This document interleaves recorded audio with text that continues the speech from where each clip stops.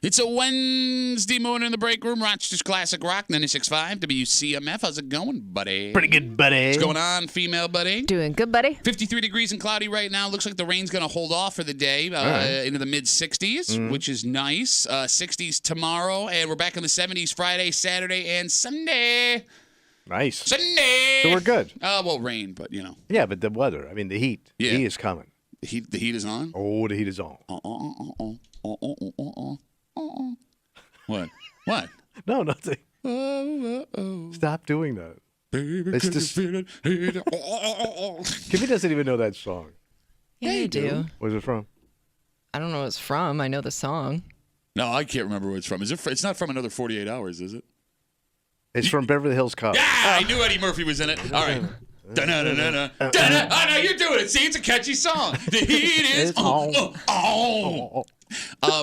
So it turns out, What's up? everybody likes to think they want to know where they stand with everybody in their life. Sure. Tell me the truth. I can handle it. Yeah. Right? I'd rather know what you think about me than hear you talking behind my back. And that's never the case. Yeah. It's never the case because when you actually find out that maybe people are judging you behind your back, it doesn't feel good. Sure.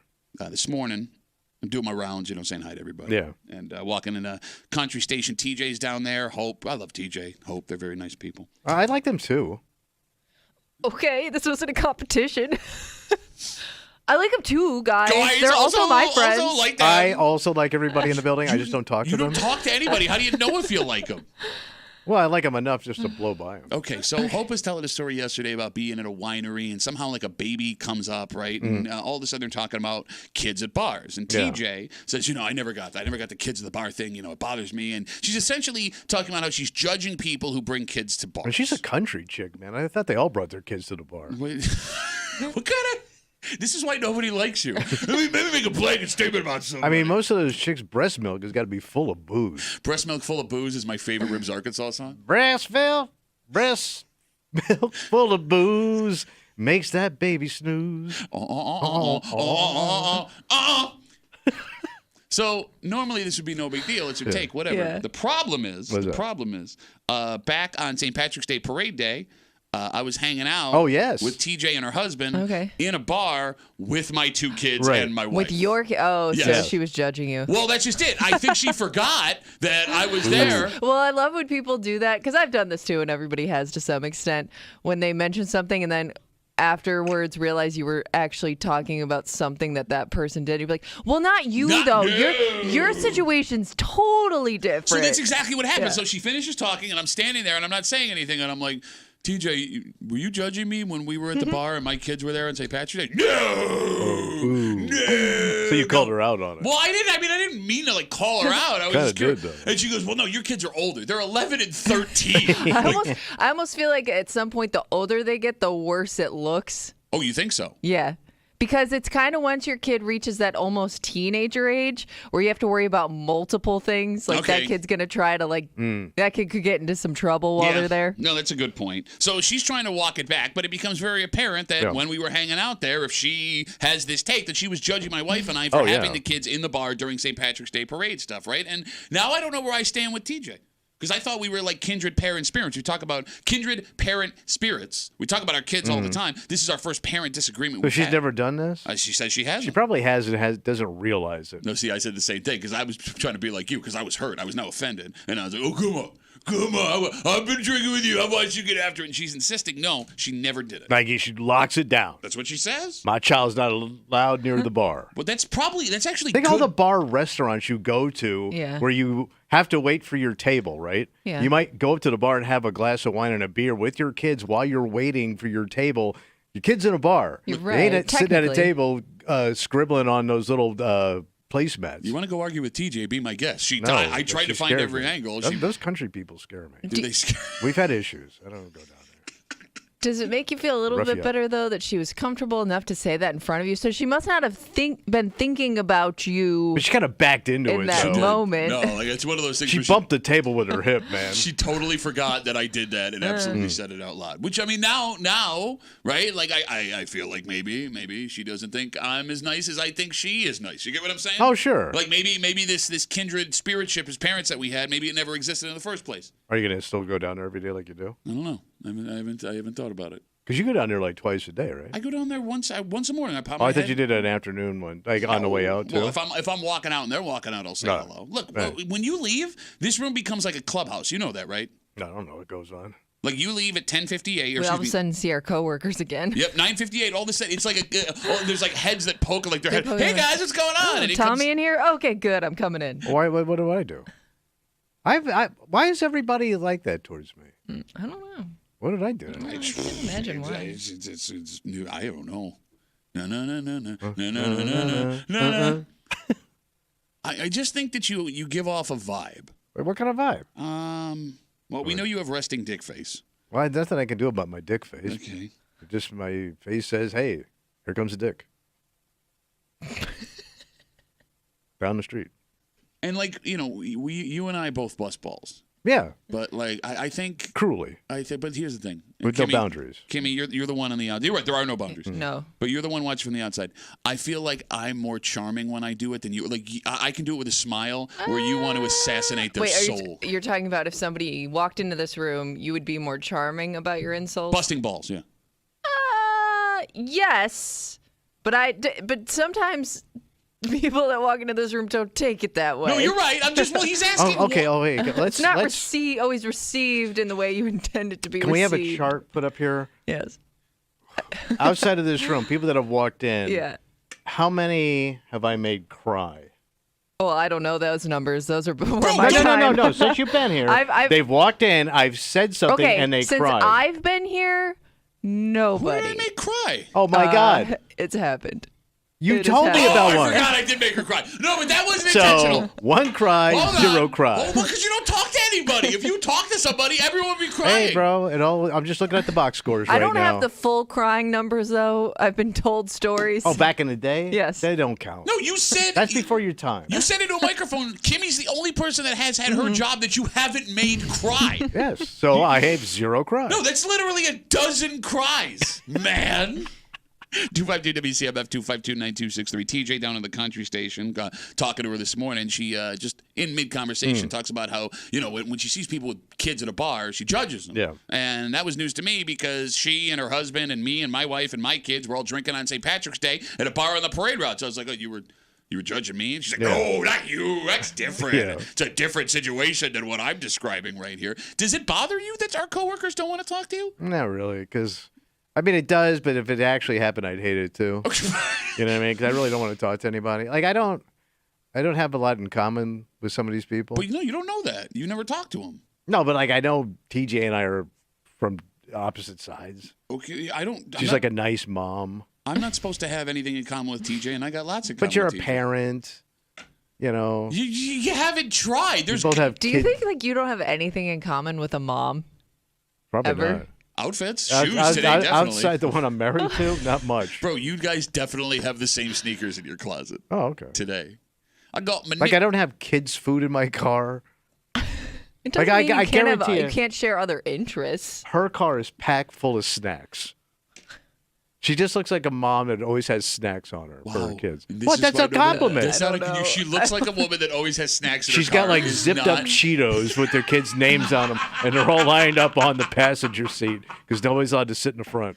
No, but like if we go down the list of the people we work with, because like when we're here in the morning, there are 3 other shows on the air. There's a country station, Scott and Sandy, and then the crew on PXY. Yeah, I've known Moose forever. Okay. Hey, by the way, you two are you're the same person, you and Moose. You dress the same way, you act the same way. You both think you're talented. Oh, you think I'm L.A.? No. He's L.A., baby. Oh, yeah, is that what you came from L.A., came LA. from out west. Kimmy knows, man. She's been out west. Oh, yeah, West Coast Kimmy? Yes. I'm coastal. You and Breezy have a ton in common. I was going to say, if anybody has anything in common, it's you and the young girl in the room. I will say, outside of this room, anytime I talk to Breezy, it's always funny. It's very enjoyable. And you and Scotty have been in this business the same amount of time, right? Like you've known him But for Scotty years. and I've known Scott Spizzano for 30 years. Yeah. He's known me. We know very little about each other. But it's because you won't talk to each other. No, we talk, but it's real base. Bro, there's some. It's like weather.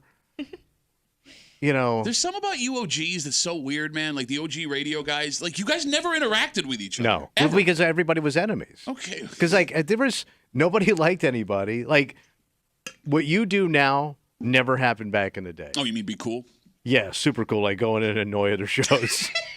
Like everybody hated everybody. Okay. You know, there was egos and everybody. Yeah, man, it's 1995 and we're going to Radio More. Check this out. It's exactly what it was. Yeah, I'm talking like that. You think you can take down He's the weed? taking money from my family. Bro, there was only like 3 shows in I town. know, and they all hated up. each other. But here's the And thing. one played like Celine Dion. All right, we're gonna go into some deep radio weeds here. All right, you ready for this? All right. So like when you were on the Wii Show, Yeah.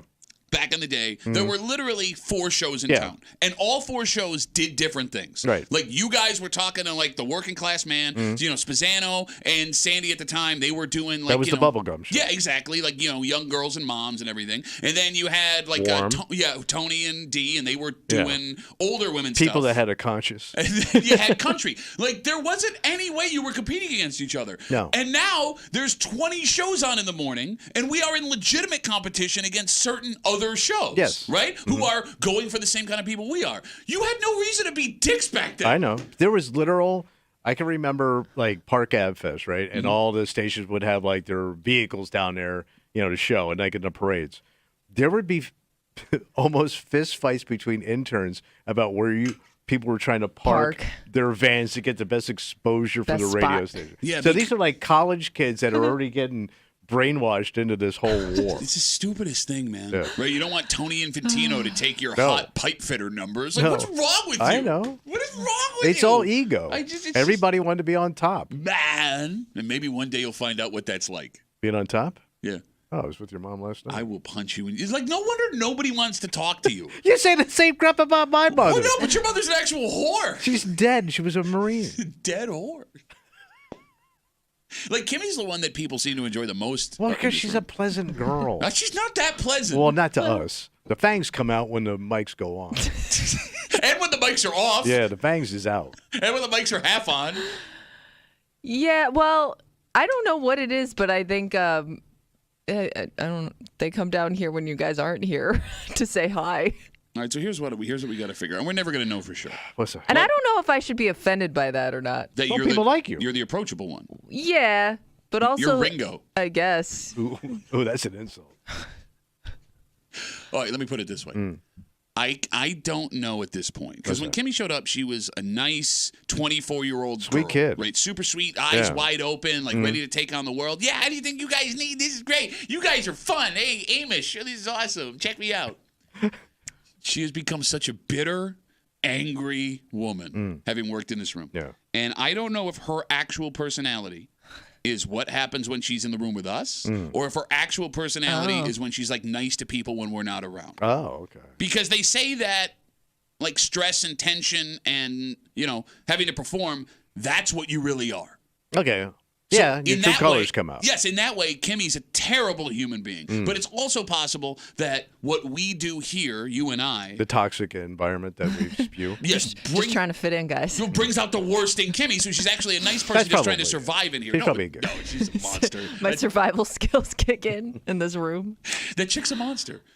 We're trying to talk about you while you're looking Yeah, at I us. see. I see. Okay, no, just making I'm, sure. I'm hearing. We're I'm all listening. on the same page. She's a monster. She has to be, and she's like fooling everybody else into believing she's not. All right. I'll have to keep Come an on, eye you've heard things she said off mic.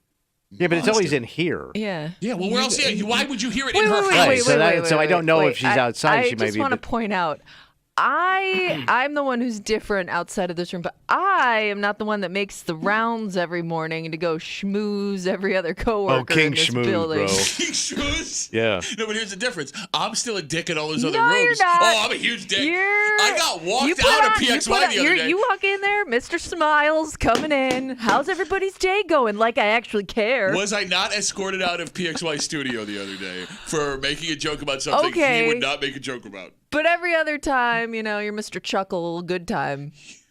I'm Mr. Chuckle Good Time in here. Because we're chuckling about things we shouldn't chuckle Yeah, about. it's an inappropriate chuckle.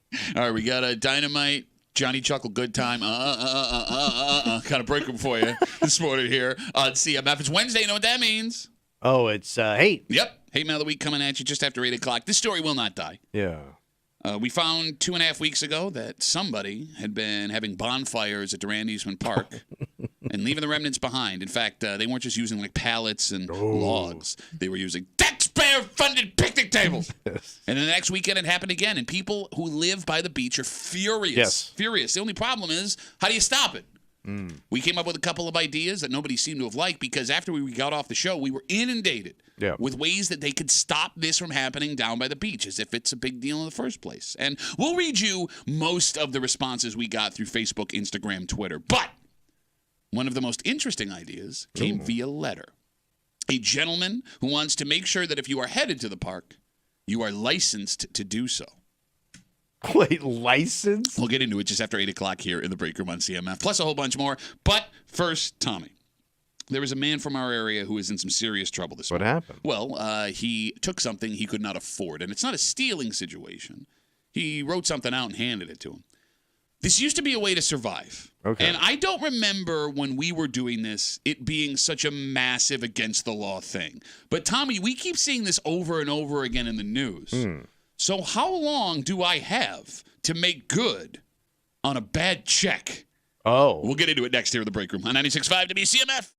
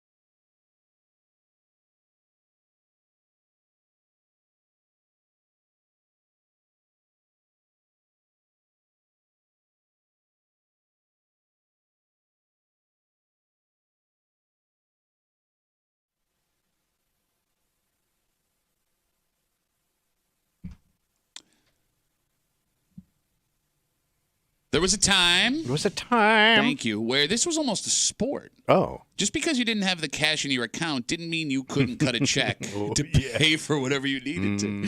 However, these days it seems like more of a massive no-no. Something a man from our area just found out the hard way. Okay. You're hanging out in the break room, Rochester's Classic Rock, 96.5, WCMF Boot Barn. Boot Barn. They're now open in Greece. Oh, wait, second location? That's right. Hey. And they're having a grand opening event this Sunday from 12 to noon. And there's going to be a really cool, tough hombre hanging out there. A non-booted hombre? Non-booted till I get to the Boot Barn. You going to use some boots? Maybe I will. You should. I'm gonna. Good.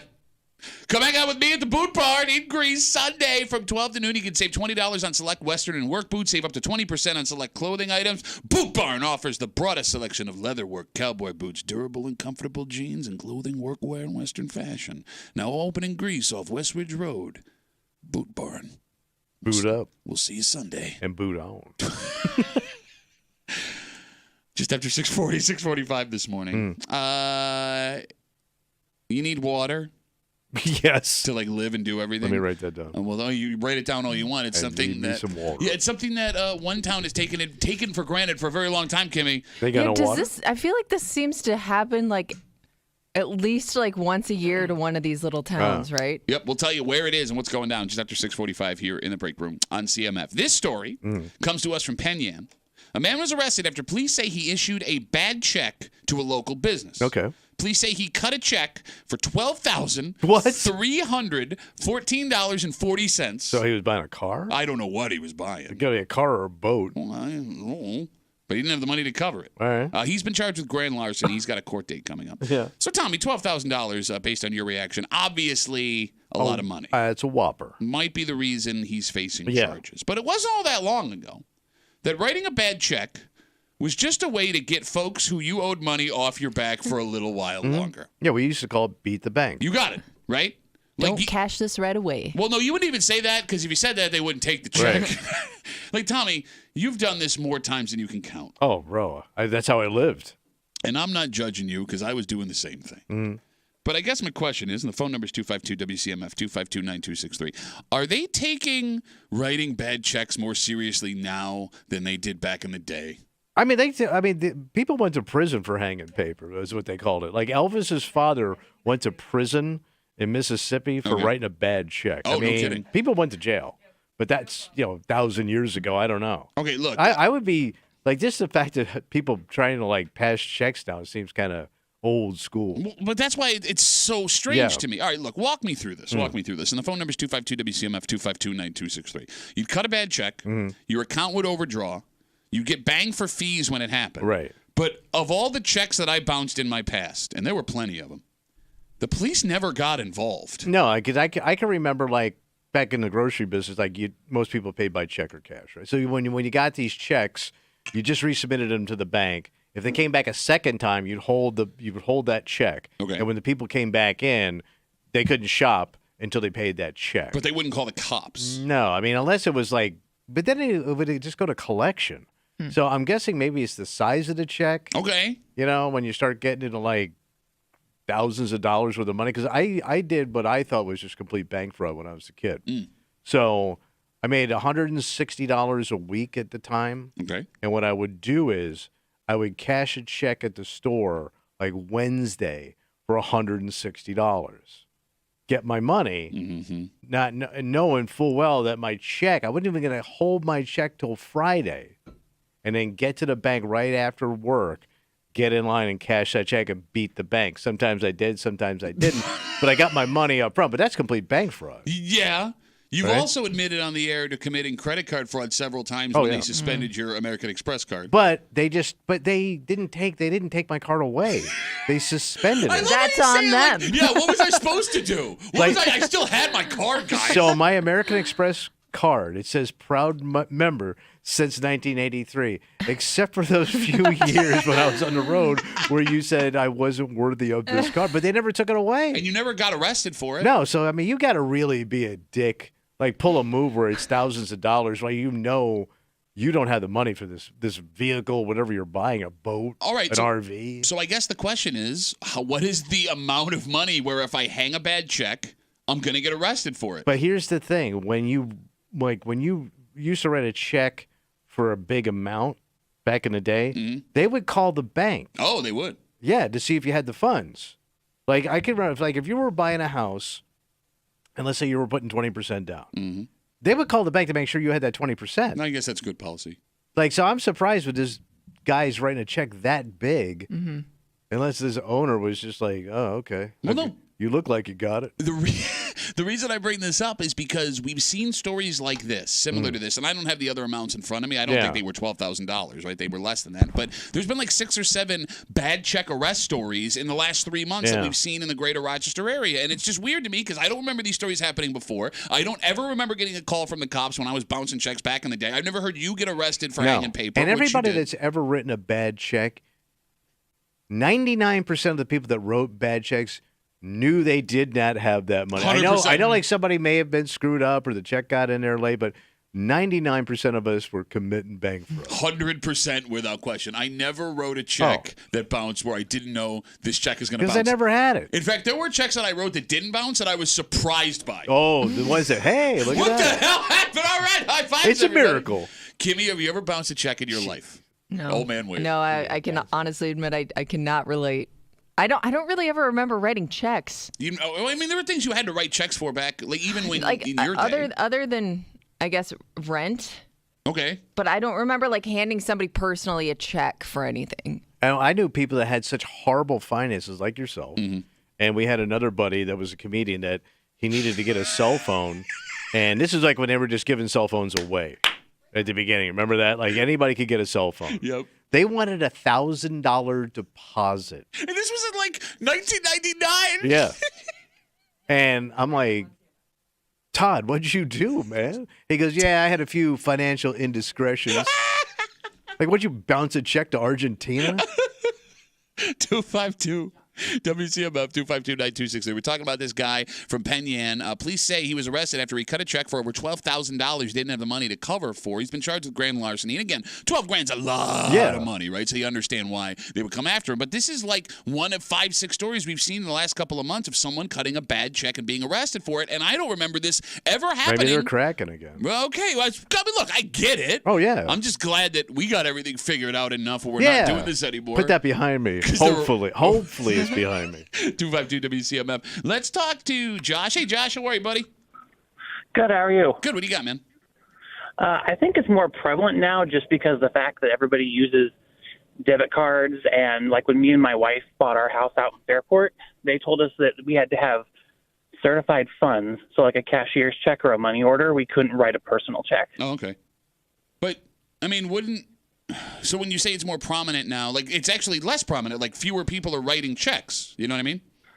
Well, yeah, I mean, that's what I mean. Is like it's less prominent because people are using debit cards and stuff like that. So when you hear about it, it seems more odd now. Sticks out more, maybe? Well, maybe it's easier to prosecute to his point because it's happening less. Yeah, they can keep a closer eye on it. Exactly. All right, so listen, if everyone, they can't arrest us all. If we all start bouncing checks again, some of us are getting through that net. Or maybe we can just be buttoned up Fairport Josh, but 20% down with a cashier's check. Josh, have you ever bounced a check, buddy? Of course, he did. The kayak store. Oh, yeah. Okay. I've done a couple times in my life. Okay. All right. So Tommy said 99% of the time you cut a bad check, you knew there weren't the funds. Is that the case for you, Josh? I've done it a couple times, yeah. He knew. He White collar criminal.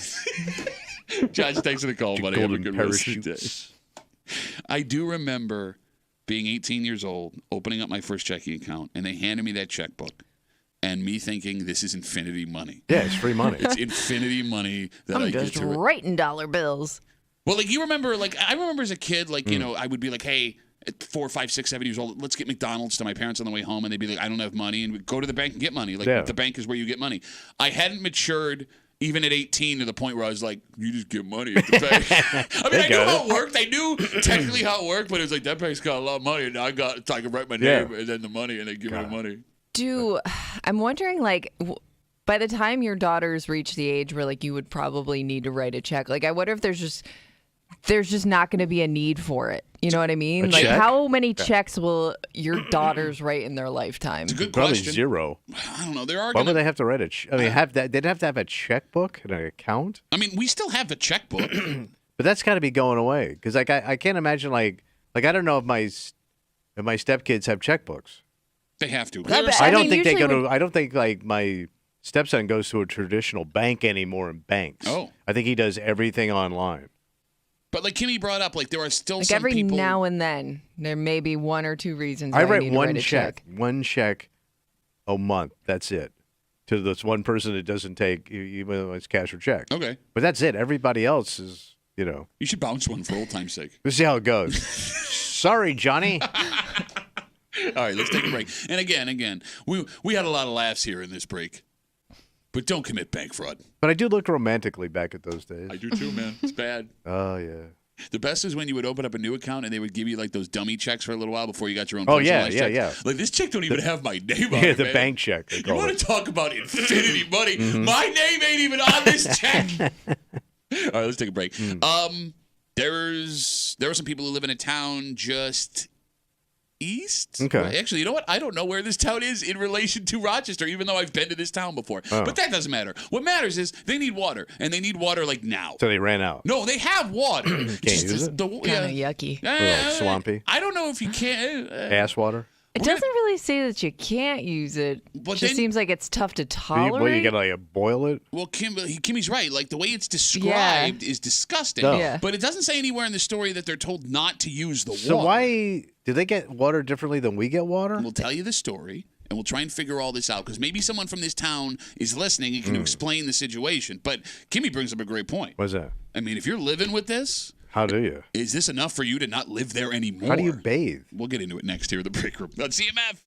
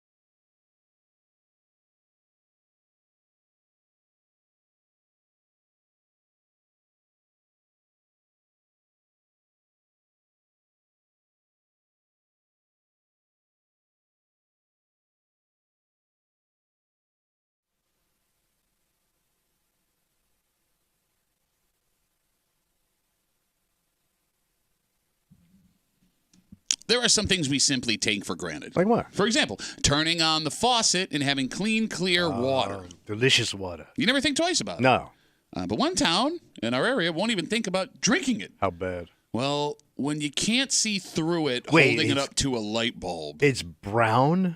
You're hanging out in the break room. Watch just classic rock 96.5 WCMF. Just after 7 o'clock, unfortunately, the rumors are true. After we told you here yesterday on the show that this restaurant chain wasn't closing any of their restaurants in our area, we found out that's not the case. Okay. And even though there will still be one of them open in our area, the folks that went to this one in Henrietta probably won't go to that one. Because despite the fact that we live in a relatively small community, we all have a restaurant radius. Oh, yeah. And we'll get to it just after 7 o'clock here in the break room. On CMF, the residents of the town of Nunday in That's Livingston. a little town. Yeah. Out in Livingston County? Yeah. They got a big-time problem. They got. The water is, how do you say, yuck. They showed a picture of it, So they too. got ass tap? Well, okay, most of the time it's yuck. Story on ass tap. Sometimes it is, sometimes it isn't. Sometimes it's just a little Yeah. So it's from what murky. it sounds like. Okay, so the story on 10 NBC talked to residents who say, like Kimmy said, some days the water look fine. Other days it looks like a glass of apple cider coming out of the faucet. So it has something to do with sediment and the way that the water is taken care of out there. Where do they get their water? Don't they get it from like a treatment plant? What do you want from me, man? They get it at the old crick. The old Nunday Crick. Ain't what she used to be. Old Dundee Creek. She ain't what she used to be. How did we screw that up? All right. That's gross, man. I will read you a quote from one of the residents from the story on 10 NBC last night. You ready? Quote, "The water turns nasty brown. It stinks. You Ugh. can't cook with it. It's like diarrhea. You can't drink it. You can't shower." Yeah. Residents compare it to sewer water and say it's similar to something that you would get out of a pond. That's ass. Gross. That's pure ass. Pond ass. Yeah. It's forced many folks who live in Nunday to use different water sources for their basic Like how? everyday What do stuff. you do? A Buying jug of water? Yes, exactly. But how do you shower? bathe? Yeah. You That would don't. be the toughest thing to deal with, I think. 'Cause to your point, you could buy bottled water to cook with or drink, whatever, but when it comes to bathing, I don't know how you get by. Well, no, like when the wind hits, it has been hitting from the south. That smell, that's Nunday. The people who live in Nunday. And So you have to get what do you do? Do you jug of water over your head? Yeah. They scrub and then jug of water over your head? jugging and a scrubbing. Jugging and a scrubbing. Scrubbing and jugging. jugging. The phone number is 252-WCMF. I'd have to move. 252-9263. I know we're big in Nunday. We're huge Oh, in yeah, Nunday. we are. Yeah. All 15 people that Yeah. live out there. What are you people doing with this water situation? Because here's the funniest part, Tommy. You ready? The town is still charging them for water. Ooh. That they can't use? Yeah. So here's the thing. I want my money back. No. The village tried to address what was going on by giving residents a water discount. 2% off their water bill. 2%? There's one woman that said she saved $3 last month on unusable That's water. such an insult. That's a slap in my dirty face. And you can still see the handprint because all yeah. the dirt on your face because you can't use a shower. So here's the thing. Village says in the story on 10 NBC they are in the process of doing things to fix it. They are spending money. But in the meantime, these folks in Nunday are spending money on water they shouldn't have to Right. and dealing with the pain in the ass of having to buy it, lug it home, and use it differently. They got to bring in one of those water trucks they do in those drought areas. So Oh, yeah. We did talk to a woman that said that she lived in a place where they did that, and we were like, isn't that annoying? She just seemed like she was used to it. it was that tiny town just outside of Batavia. They were dealing with a water Yeah. shortage. Right. Yeah, not water. Yeah. Well, it's kind of the same thing. I need fresh Either water. way, I can't- yeah. This stuff's unusable. The most interesting part of this, too, was it seemed like sometimes the water's okay and sometimes it's not, and they never really know But when I'm not it's going to trusting be it. crappy. Yeah, that's what I mean. How would you trust it when it looks okay? If it's brown and then it's clear. Yeah. Why is it fine now? Yeah, what's going on? No, it's probably fine. No, it came out of the same pipe. Yeah. The ass pipe. Nah, it's fine. It's clear. It's probably fine. The other problem is whether or not the water's safe and whether or not they're saying the water's safe, because they don't actually get into that, Kimmy, in the story. No, Like it doesn't bacteria, say like it like could kill you. It doesn't say. it kind of seems like you could put up with it. I don't know. But it doesn't At least specifically it doesn't say it. Yeah. Because even if they were to come out and say this water is safe, there are other places in the country we've seen in the last couple of years where they said the water was safe, and it turns out it wasn't. Flint, Michigan. Yes, man. exactly. And even if it was safe, I couldn't get past like the smell and the for look the of rest it. of my life. Yeah. All right, 252-WCMF, 252-9263. With this issue they're dealing with out in Nunde and Livingston County with the water coming out of the faucet brown. Again, some of the residents say it stinks. You can't cook with it. You can't drink with it. You can't shower. They're still being charged for it despite having to go buy water other places. Tommy, is this enough to get you to move? Oh, yeah. You're out. Because you think about this, like in the 1800s, nasty-ass water is what killed most people. Yeah. More than the wars or the crappy food or the nasty-ass sex they was having unprotected and unclean. It was all missionary Yeah, but sex. think of how nasty a woman's vagina and a man's penis was in the 1800s. Why would it be any different than now? They didn't wash. I'm sure they did. They didn't shave. Well, women's vaginas are Bro, self-cleaning. they scrubbed every Saturday night. No, they're like And if you hit it on Friday night, you were in trouble on Saturday morning. There's a reason why whiskey is so prevalent in them movies, not man. because of 3 vagina. years out of whiskey. I just had unprotected sex with my mom. What? Well, it was back in the I don't know what's happening. Kim, I'm going to talk to Kim because you say yes, I'm moving, but it's not that simple, man. First I of know, all, but I can't listen, man. We had a little issue with the water upstairs. Yes. Remember? Yeah. What, when the dead body was in it? No, up before that one. Upstairs. Remember up here, Oh, the yeah, it was water? Oh, brown. right. They said don't use it. Yeah. I never went back, man. I went to Wegmans. I scored myself a case. I keep it in the car. I ain't touching that Look, water. Man, I've been drinking the water ever since, and I've been totally fine. Yeah, and what do you weigh? 180 pounds now? You look like one of the frontier women. Would have unprotected sex with one of their children. For God's sakes, man. Why you painted such a terrible picture? Well, there was a lot of incest back No, then. there wasn't. Yes, there was. Is it? Back in the Appalachians? Why do you think all them kids was bucktooth? Anyway. Kimmy, Yeah. going back to this story with the water in Nunde. Yeah. Moving is going to be harder than you think. Well, yeah, you got to sell. Well, okay. Who's buying your smelly ass Well, and house? if you're There's also that. if you're somebody that enjoys being in like that kind of you just like the feel of the that small town feel. That smell, that small town stank ass water feel. And let's say you move to a similar little town. We've also seen other towns have this. You may not escape the issue completely. F the You know what I country, mean? man. I'm going to the city. I think the problem. Living is easy and the water smells fine. Again, there was a dead body in the reservoir. Besides that, Look. There's the idea of having to sell your house. You're right. That would be hard with the water situation. There's the idea of buying a house somewhere else, which is borderline impossible right now. Yeah. But I think the biggest issue, if you're someone who lives in Nunde, you live in Nunde for a reason. And there's lots of generational people who live in Nunde, right? Like, if you're one of those people, are you going to walk away from your family and your life and what you know just because the water's no good? but water is so key to everything, though. That's the problem. Yeah, they say it's the base. water of life. Yes, but it's base. Can you switch to well water? Like, can you dig a well? Well, How nasty is that? I mean, it's drinkable. It's Well better water than the smells alternative. like eggs. Well, It smells like I know, rotten I know, eggs. I know, but people who have it get used to it. I Yeah. don't know. look, I And mean, they also have a Twitch. At least it's a source you could trust. I got the Nunde Twitch, man. It's all well water. It's come all the on, sulfur. baby, do the Nunde Twitch. I don't know. Splash, I was Taking it bad. Now I got a Twitch. Can you just dig a well I look anywhere? like I I'm don't even swatting know. flies all day. Yeah, I don't think you can just dig any well. I and don't the well will know. just come up. I- Because you'd have to test that water. Yeah. We're the dumbest people. Why do we try and have intelligent conversations about science in this room? Why don't you dig a well? You'd have to test the well water. Yeah, you would absolutely have to. Shut up! You don't know what you're talking about. Well, I'm not testing. I wouldn't trust myself to dig a well and drink out Well, of it. you would have like a professional do it. All right, let me ask you a question, Tommy. Again, talking about what's going on in Nunde, the water, it's like cidery brown sometimes. It tastes- Cider. I like how they try to make it look nice. It's kind of a cidery brown. Oh, no, I use cider to try Yeah, and no, illustrate what it it's- looks like. it's- It's yeah. gross. All right. Not appealing. Tommy, you love living in Pittsford. And you're in a beautiful spot, right? You like walking the canal. There's all this stuff going on. It makes yeah. you feel high end. So Yeah. let's say this issue showed up in Pittsburgh, Oy. right? Yeah. Are you moving? No. Okay, so then how do you sit here and tell someone in Nunde, gotta leave, gotta get out? If you like where you are, you're not going anywhere. You have to find a way to deal with it. And like the other thing about the country, But how long can you deal like that? maybe for the rest of your life. No, maybe. there's no way.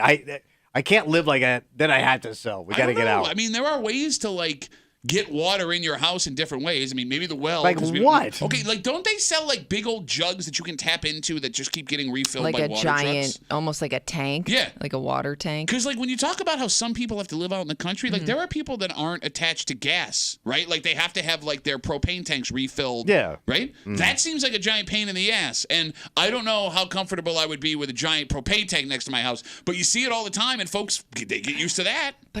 But I wonder how often would you have to refill that? How difficult, you got to haul that thing back and forth somewhere to refill it? I think I've seen ones before where it looks like a water truck shows up on your property and just dumps the water into the thing. I don't want to live like that. Okay. Yeah, think of how conscious you are every time you use water. Like, yes. we're almost out. Make that shower really quick. Yeah, I know. The one thing I don't want to think about is water. I just want my water. Okay, but you're a I shower. want it fresh. You're a shower bitch because you take 3 showers a day. You do. I take a minimum You would have 2. to cut it back. No wonder your skin is so dry, man. Stop using so much soap. You're like a paper mache human. But I like in the morning I take like a nice hot 10-minute shower. 10 minutes? Yeah. And it's soothing. It wakes me up. I get going. You take 10 minutes? I'd be more tired, I think, after that. No, it feels so good. Man. And then I take another shower in the afternoon. Okay. A little less, probably about an 8-minute. I feel like, look, I understand, like, in the world that we live in. I'm spoiled. No, that's what I mean. Like, it just becomes your normal. Like, No, I want my electricity. I want my freaking water. If you have to go buy water, it becomes your normal. If you have to ration showers, it becomes your normal. Like, it gets to a point where you don't even think about it anymore. I'm telling you, man, like, there are lots of things that used to be standard that have changed that we have just gotten used to. Okay, I'm at that age. I should have to ration nothing. Shut up. You're going to die soon. What does Yeah, it but matter? then give me everything I want. Well, no, you've gotten everything you wanted your entire life. No, I didn't. I didn't get everything. No, you didn't. There's probably stuff I didn't think about that I probably didn't get. Oh, my dad's a millionaire. Oh, I get everything I want. Oh, I'm going to cut me in. I don't want to do that anymore. I'm going to fail as a comedian. Oh, I fell backwards into a job where I get to talk and sit in a recliner. Oh, no, I met a beautiful woman that's going to move me to her house in Pittsburgh. Oh, I wish I could catch a break. Shut up.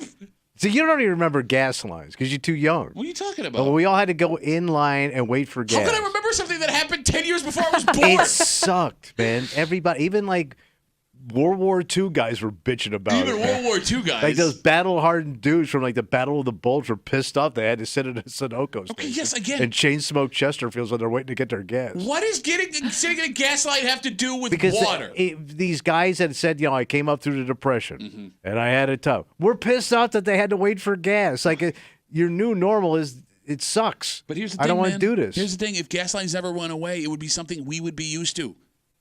Yeah, but then you're living in like some horrible place. Right? Perfect example. Again, talking about this water situation out in Nunde, when people turn on the faucet, sometimes it's brown, it smells, it stinks. They're still charging them for water, by the way, the villages, but they gave them a discount of 2%. So you got that going for you. When you would go to the airport before 2001, you could pop into security real quick. They'd scan you, bing, bang, boom, and then you could wait by the gate, which are for your family members. Yeah. Now, it sucks. You can't do that. You have to get to the airport 35, 40 minutes before your flight. Deep cavity search. All of that stuff. Does that keep you from flying? No, but it blows. Okay, but it doesn't keep you from flying. It's become your new normal. Yeah. Why is everything got to suck? They don't know any differently. They just think that's the way the airport works. Exactly. Why is it got to suck? Why is it got to suck? Because you're still alive. That's why. I'm the problem. Yeah, well, bro, you've been the problem. You've been the source of most problems. I you're my friend, but that's the truth. I like easy. Everybody likes easy. Yeah. Sometimes life is hard. Yeah. Can't we fix that? Okay, yeah, we'll get on Just eliminate the hard stuff? Hey, guys, I'm going to do nothing. If you guys could just take care of the rest of the stuff, that'd be great. Yeah. That'd be great if we could do that.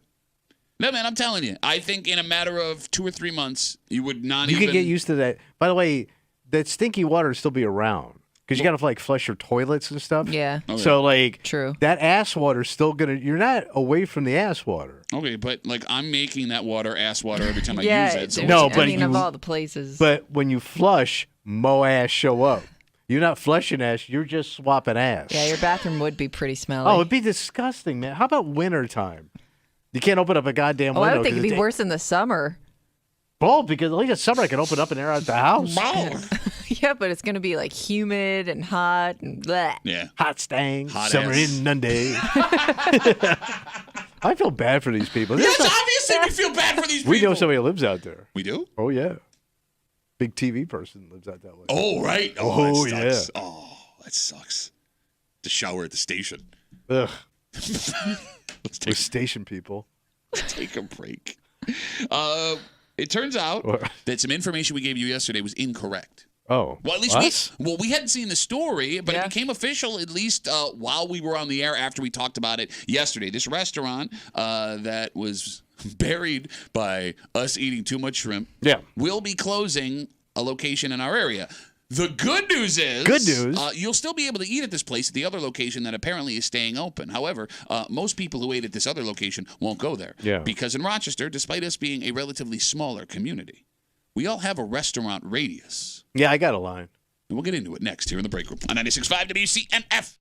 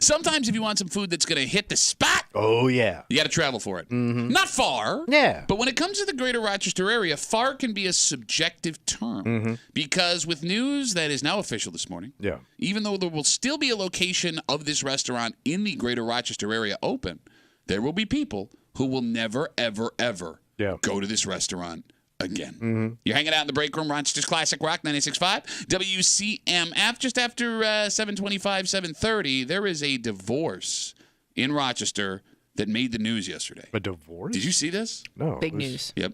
Like a celebrity? Well, one of the I'm not trying to be rude here, but Like a known person. One of them is a household name. Oh. Yeah. And, But they made the news? Especially last year. Oh yeah, big time. And he's a man that we adopted as one of our own. And now that this happened, do we have to hate him? I think we do. We have to hate him.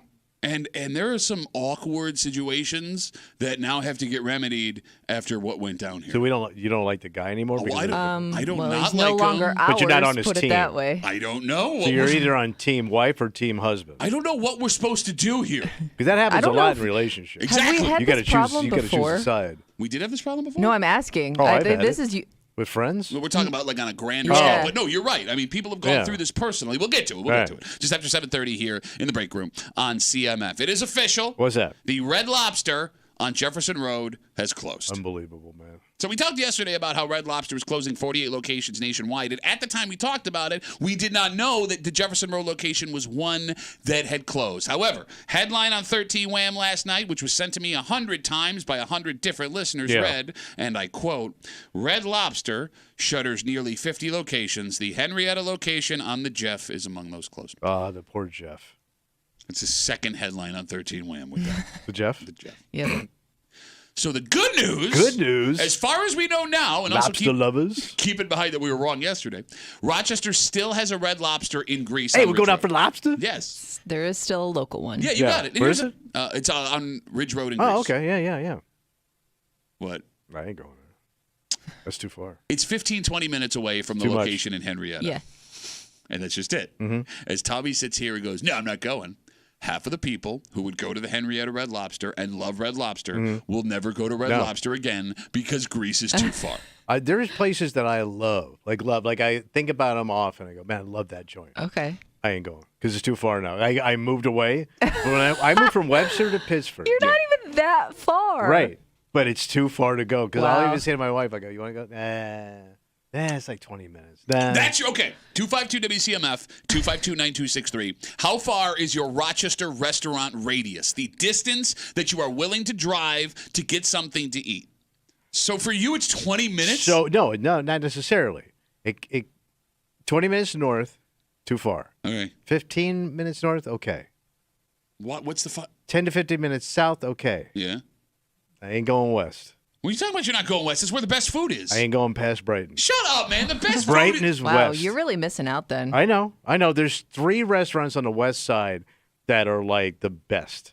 I haven't been to them in years, Why? and I ain't going. Why won't you go? I ain't driving way over there, It's man, not for that a far, you goddamn idiot. meatball. It's a little, like, bro, you're literally on. I got calamar over here. And I would think, like, at your age, you just like to go for a drive. Seriously, what else? What else That's so funny because sometimes we'll drive down to Canandaigua and have lunch. Oh, my God. And we've gone all the way out to Skinny Atlas to have Dude, lunch. that's an hour. I know. But we won't go 10 minutes won't go south the to other the way. Jeff to have lunch. Why? I don't. It just gets in your head, man. I don't know. Okay. Because like that's a pleasant. Like driving down to Canandaigua was Scenic. pleasant. You go out to Skinny All that Atlas. throughway area. Yeah. No, we take the 5 and 20. Oh my God, what an old man thing to say. We take the 5 and 20. It's very scenic. You Pat. bust my balls about the 90. You sit here with your battleship cap on, taking the 5 and 20. I'm not taking the pike. I'm not giving Hokel my money for lunch. What? So she can go spend it on ivory back scratches? Kimmy, Yeah. what is your Rochester restaurant Well, rating? she's So a I think kid. She eat. I think I've expanded it living. Of course you have, much Can like you you. shut up. She's going to pop, bro. She's been holding it all week. She's going to freak Talking out. about food here. Please see your way out of this conversation. Okay. Now that I live downtown, I'm kind of like central to a lot of things. Okay. But I've realized in that there are so many areas that I've never driven to living in Greece my whole life. Can you give me an example? Like, Penfield is like a foreign place to me. I drive around Penfield, I'm like, how have I never been in this area before. It's like Montreal. It is. Some of them stop signs is in French. Like I can't remember where we went to. It was like last year, and I was like, I don't think I've ever been here in my life. No, I mean she's right. Like if you grew up on one side of town, like I didn't know Fairport at all. I had never been. No, to that's Fairport. another one where like I've when you were a explored it kid, a lot man. recently, but like growing Busted up, ass Jodes showing up like the grapes of wrath. Call it Jodes? Yes, but all your furniture was on top of the car. Just to go get lunch in Fairport. Mom, we in Fairport. Why do we bring all our We're furniture? gonna have to pick grapes for a living. Why do we bring furniture just to get lunch in Fairport? That's how busted you were. It's a 15-minute drive. It doesn't make any sense. now that I live closer to those areas, I've explored a lot, but I realized growing up I never went there one time in my life. Okay, so your radius is now everywhere. There's nowhere you won't drive. I would go anywhere at this point for food. Okay. I don't discriminate against any town in the Rochester. But I don't area. think many people from the west side travel to the east side for anything. Well, either. but there's that's nothing what I'm good to eat on saying. the east side. Please. No, in all seriousness, look. They got great restaurants. Look. It's like this. But they're highbrow. 252 WCMF 252-9263. As we talk about this Red Lobster on Jefferson Road closing, it's official. We found out about it after we got off the air yesterday. There is still one in Greece, but people aren't going to go because folks have a Rochester restaurant radius, and Yeah. it's silly how the short distance you will not go because like. There's a blessing and a curse in Rochester. The blessing is everything is 20 minutes away. Yeah. So you can easily get across the county to get something delicious on the opposite side of town, no problem. The curse is because everything is so close, just driving 20 minutes feels like an eternity. Yeah. Like when you can drive, and when you drive that 20 minutes to get the specific Italian or Mexican or Indian or Chinese or whatever you want, you're going to pass 5 other Italian or Mexican or Indian or Chinese places. And they're not as good, but I'm like right here already. Right. Like you have no reason not to go to the west side. I know.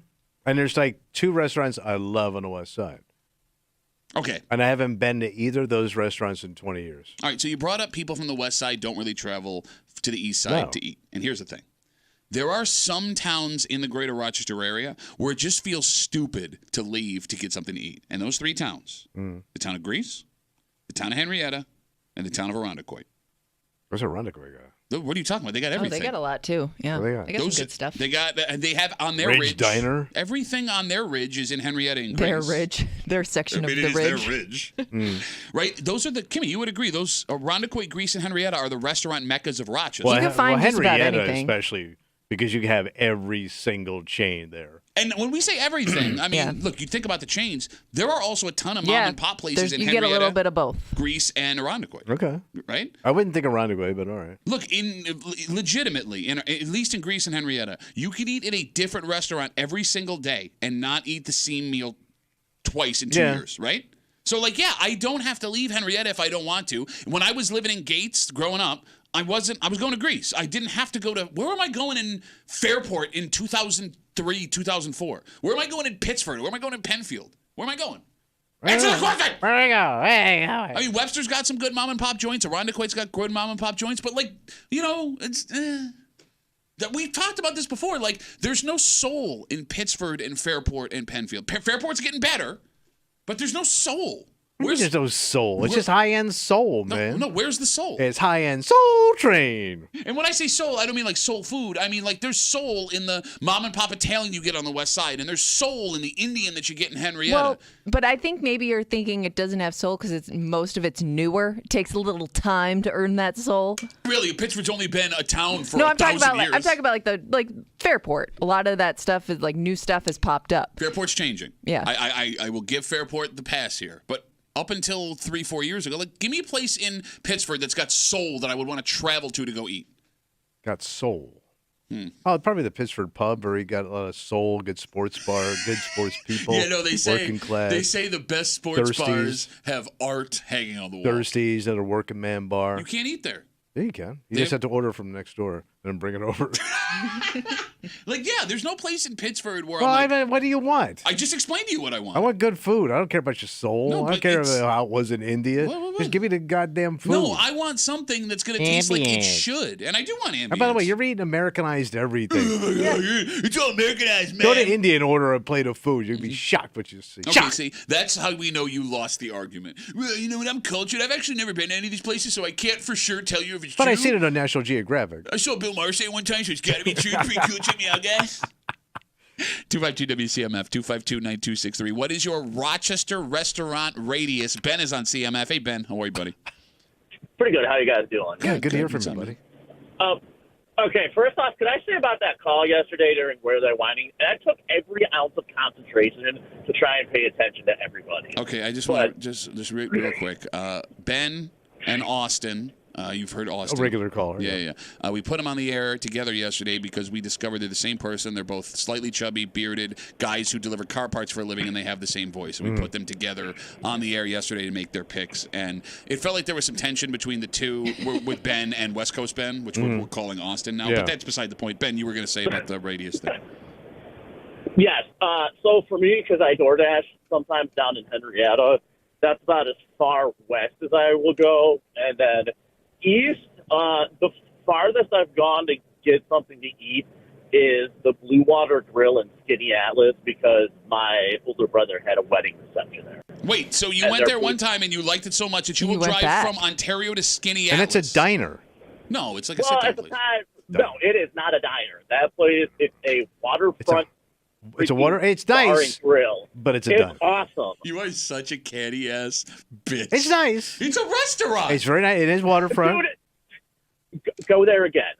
Next time you go to the You can sit outside, what is it, kind of. the Dickens Christmas thingy, because we all know you're going to go there because your wife's going to make you go there for the Dickens Christmas. You are a bitch. Go there when you go next You're time. being in the same spot. Also a bitch. That's where I met Ben. He was one of the old time criers. Hey. Ben, thanks for the call, buddy. Have a good rest of the day. All right, so he won't go west of Henrietta, but And he'll I'm drive not taking any culinary advice from some DoorDash couch potato. No, he works DoorDash, you He idiot. also orders DoorDash. Okay.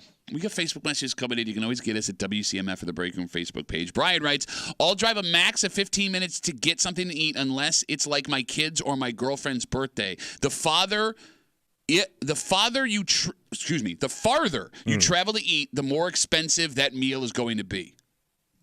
Well, it depends. What are you going for? The I farther, don't think so. Are you just because there's more gas? Well, no, let's think about this. That might make sense. Mm. If I'm gonna You commit invest. to traveling, Yeah. it's probably something unique and something that a lot of people are into, which But mean, is it's gonna that be that necessarily expensive. more expensive? Right. You're going to go out for a plate of spaghetti. How much is that going to Sometimes, cost? yeah. No, but why Sometimes would I- it could be the quantity of food you get at that place. Like I know people will travel for that kind of stuff. I want Okay. a pile of pasta. no, but that's going to be more expensive. I mean, the quantity is going to be more expensive. Meatballs the Yeah. size of my fist. Good sausage the size I of a guess. gorilla's biscuities. Yeah, I guess. Oh. No, but Brian's right. Like, if you're willing to go that far to get it, odds are there's nothing else like it. Like, but those are usually like nicer, like waterfront places. My God, you're What? such a bitch. What are you talking about? Like, there's two. You're Like, just thinking of the places you travel. well, that's what everybody's doing right now. Yeah, but Yeah, you don't have the same thing that everybody else has in their What mind. is that? You just called a sit-down waterfront restaurant a diner. It's a nice diner. It's not and a you got diner. making that smug face like it's a diner. It's a diner. It's a diner. Have you even been? You can It's a sit diner. outside, kinda. Wobbly ass chair. We got more Facebook messages coming in. You can always get us at WCMF or the Break Room Facebook page. This comes in from Alan. Alan says, when I was younger, I would drive all the way to Buffalo for Mighty Taco. Now, I live at Irondequoit. I won't leave Irondequoit. The traffic gets too ridiculous at certain times of the night, and whenever I want to get hungry or want to go eat, it's when it's too busy. Yeah, when you're a kid, it's a different ball game. I mean, you'll take road trips Yeah. for lunch and do all that cockamamie crap. Yeah, I don't know, man. There's no way I'm driving to Buffalo for a goddamn taco. No, but there are some things where I think I would be willing to travel. Like if there was a Waffle House in Erie, Pennsylvania. Oh. That's unique because there's nothing else like that around. Yeah. That would be a trip I would take. But like that's like $30 worth of gas for a $12 meal. And it But I'm doing it. No, you wouldn't, you bitch. You'd think, oh, I want to do it. Nah, you know what? I don't want to go. I Nah. would like to think I still got one Waffle House in me. at my age. I don't know if my sister could take Waffle House anymore. Don't be a bitch. Let's go to Waffle House. And that's a long way home. Yeah, it is. Would it have to, if you're going to travel that far for food, though, it has to be something that you've had before, right? Like, you're not traveling that far to try something new, Oh, are that's you? a good question. Oh, you might for like a Chick-fil-A or something like that? No, the only reason I think I would travel for Chick-fil-A is because I've had it before. I know how good it is. I'm like craving it, right? Like, same with you and Cinnabon, stuff like that. Would you? I don't think I would make that trip for something I'm trying for the first time. I did, though, because on your advice. No, you were already traveling. Yeah, no, but then I did go up to Greece to the chicken shack. I was traveling to Greece. No, I was in Florida and I pulled in. Yeah, you were already traveling. It's but not the same. I wouldn't have done it. That's not even close to what she's describing. No, Kimmy. No, but I did drive all the way up to Greece to have that sandwich. It's a 15-minute drive. No, I'm thinking like if you're going to go to Buffalo or Syracuse or something. Right. I'm only doing that if it's something that I love. Would you go to Canada for poutine? Nah, I can make my own poutine. Your own Nobody homemade makes their own poutine. And he can't either. What are you talking about? It's You cheese make, can of you gravy. make your own poutine? You can. It's cheese curd, gravy, and Where are you fries. getting cheese curd? At Wegmans? Yeah, those fries aren't going to be the same. No. Nah. What do you mean? Of course they sell cheese I curd. don't think that's Frenchie. a homemade meal, but anyway. Yeah, go ahead. There's a poutine food truck in Rochester. Yeah, no, I would have somebody make it for me. Here's why you're wrong. They opened up, Shake Shack on the thruway. Yeah. People have never had Shake Shack before, drove down the thruway, That got is off, got back All right, on to that's go have fair. Shake Shack. I'm not doing that for a Yeah, I'm goddamn not. shake in a shack. Shaking and a shacking. Shacking and a shaking. By the way, that Shake Shack in Henrietta should be open in the next couple months. And people are going to, that's a destination then. It should be. I mean, it's the first one in our area outside of the one on the thruway. And you can never trust thruway restaurants, right? You're not going to get slightly off. Yeah, you're not going to get the accurate representation of that restaurant. It's scaled back. All I'm saying is, man, like, look, if you like Red Lobster, you can still go to the Red Lobster in Greece. They're open. And just because you're going to another side of town, 20 minutes is worth a drive for most food. Mm-hmm. No? It doesn't seem to be. Okay, except when you want to go to Canandaigua. That's just it, man. You want to look like a posh-ass bitch. It has nothing to do with the food you want. I do like waterfront dining. Oh, do you like it? Like, I like that joint. I like the 2 joints in Webster, and I like the place on the canal. Oh, you want to go out to And Canandaigua? your boy owns that joint on the canal. I love how he's my boy when it's convenient for He's you. your boy. You play hockey with a guy for 7 years and he's your boy? He asks about you every time I'm in there. Yeah, well, I mean, look, you don't know what happens inside a hockey locker room. It's a bonding experience. You wouldn't get it, man. And they have high-end outdoor dining. Yes. Yes, they do. I love you. I won't drive to Greece for really good food, but I will drive out to Canandaigua so I can sit on the waterfront and look at a guy in an American tank top drive his boat across my face. Well, it feels like I got too close. I feel like I'm on vacation when I do that, though. All right, let's take a break. All right. Very rarely do we have celebrity gossip make the news in Rochester. Yeah, what happened? It happened. There is a divorce that everybody's talking about. And But here's the thing. it's a local divorce? It is, yes. It involves a local woman. And I want to say this right up front.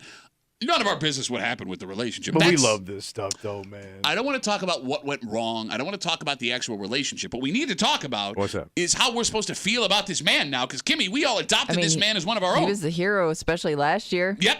Right? Yes, Yeah. you're right. And here's the thing. He got certain perks and benefits in the greater Rochester area because he became one of us. And now all of that is up in the air and super awkward. We're all divorcing this man, I think. Are we, though? Do we have to?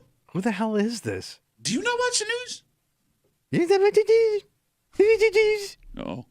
He's doing voices, I know. We're So he in must be a trouble. big-time guy. He's a household name. Yes, yeah. We'll tell And you. he's a big-time guy with you, too. Yeah. Oh, so he's super cool. We'll tell you who it is. Well, he was not with us anymore. Next to the break room on 96.5 WCMF.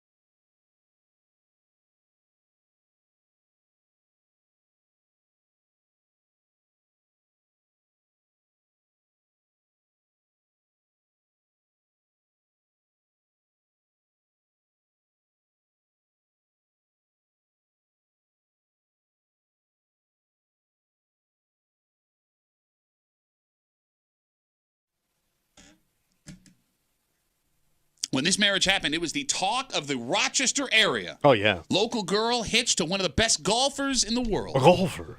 A golfer. But as many who listen to this show know, a ring doesn't promise happiness forever. Oh. And that now has some local places, and we, as Rochesterians, left to make a decision that somehow we never saw coming. Wow. You're hanging out in the break room, Rochester's Classic Rock, 96.5. WCMF, just after 7:45. Non-stop, baby. Direct to one of the funnest places in America. Damn. And it's coming in October here to Rochester. The question becomes, is this a good or a bad thing for folks who live here? Oh. We'll tell you all about it.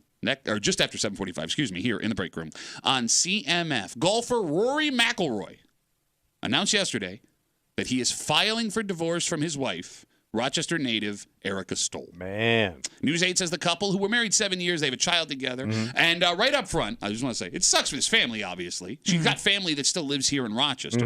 And we're not here to gossip about what might have happened or anything like that. Anyone who's been through divorce or had family go through divorce knows how complicated something like this can be. However, this story makes things super awkward for everybody that now lives in the greater Rochester area. Yeah, probably. Because right off the bat, as soon as this marriage happened, Rochester adopted Rory McIlroy as our hometown celebrity. Before the marriage, even just them dating, right? Had everybody. It was huge. All like Rory McIlroy is now one of us. Yes. Like whenever he was spotted somewhere, everybody would flock there to go see him. If I'm not mistaken, they own a place here. It's possible, yeah. Okay, thanks, weirdo. He built a house here for the family. Let me tell you where he lives. I'm driven by. I'm not going to do anything. No. I mean, just a couple of times. But he's also the face of the PGA. Like, he's the guy right now. Right. Yeah, when that whole live thing went down. He stuck with the PGA. Yep. He was the good guy, Yep. the knight on the horse, the whole thing. And we took pride in that as folks that lived in Rochester because he was one of us now, right? And whenever he would be seen around town doing Rochester things, we'd point to that and be like, oh, look, he's one of us. Look what he's doing. So now that he and this woman, who is the Rochester connection, are splitting, do we have to hate Rory McIlroy? Ooh. Well, it's gonna. I mean, it does I feel taint the image a little bit. Oh, you think it ruins his image in general? I don't know. I think my wife, who loves this guy, we watched him on that Full Swing thing on Netflix, loves Rory, what he's about. It'll be interesting to see what she says about him now. Ooh. Whether she tries to defend it or she just walks away. 252 WCMF 252-9263, because it's kind of hard to keep cheering for the guy who isn't married to the Yeah. hometown girl. Yeah, But he's a there's likable guy. He's not a dick. He's but now likable, he but- has a little bit of dick on him. You know what I mean? I do. I don't think that came out the way you wanted it to. No. Well, I'm just saying in general. Yeah, in a sense, yes. Yeah. I mean, I was thinking, sure, he's likable, but were people rooting for him because he was likable, or were people just rooting for him because it was like our only Rochester connection to golf? I mean, you know how Rochester is about celebrities. Any little connection to We grab. Rochester. Which, now that that's gone, I don't know how much people really care about Rory McIlroy anymore. I don't know. Unless, like, you really fell in love with him through learning about him after he was tied to Rochester. And here's the thing, man. Like, we in Western New York, we get angry and bitter real fast when we feel like we've had our backs turned on us. For example, Stephon Diggs was traded to the Texans, and half of Bill's Mafia wants him tarred, feathered, and never allowed back near this area ever again. Yeah. And that didn't involve court paperwork. True. And, I don't know, like a relationship that didn't work out with somebody that lives here. Because, like, here's the thing. Yeah. When friends or family members split, you're going to take a side. And even if you don't want to take a you're side, either team A or team B. yes, you're going to end up taking You that can't side. straddle. Unless something wildly inappropriate happened that you find out about, Yeah. you're siding with the person that's closest to you, right? The friend that you had first, the member of your family, that's the person who you are going to be like, well, they're obviously the one that's in the right here. And that's not Rory. I mean, she's us. She's the one from Rochester. So don't we kind of have to hate him? But you only care about her because of him. Yeah, so. Well, no, I care about all people in Rochester, Tommy. Yeah, I know they're Jesus' children, but I don't. So, like, to me, my only connection to this woman is this guy. You're going to side with Rory, you son of a bitch? I think I am. Oh, what the hell's wrong with you? You fame-seeking, gold-digging son of a bitch. I think I'm going Team Rory. You can't go Team Rory. She's not. Who cares, man? I mean, by the way. Well, if who cares why he's going Team Rory then, huh? This chick cashed out.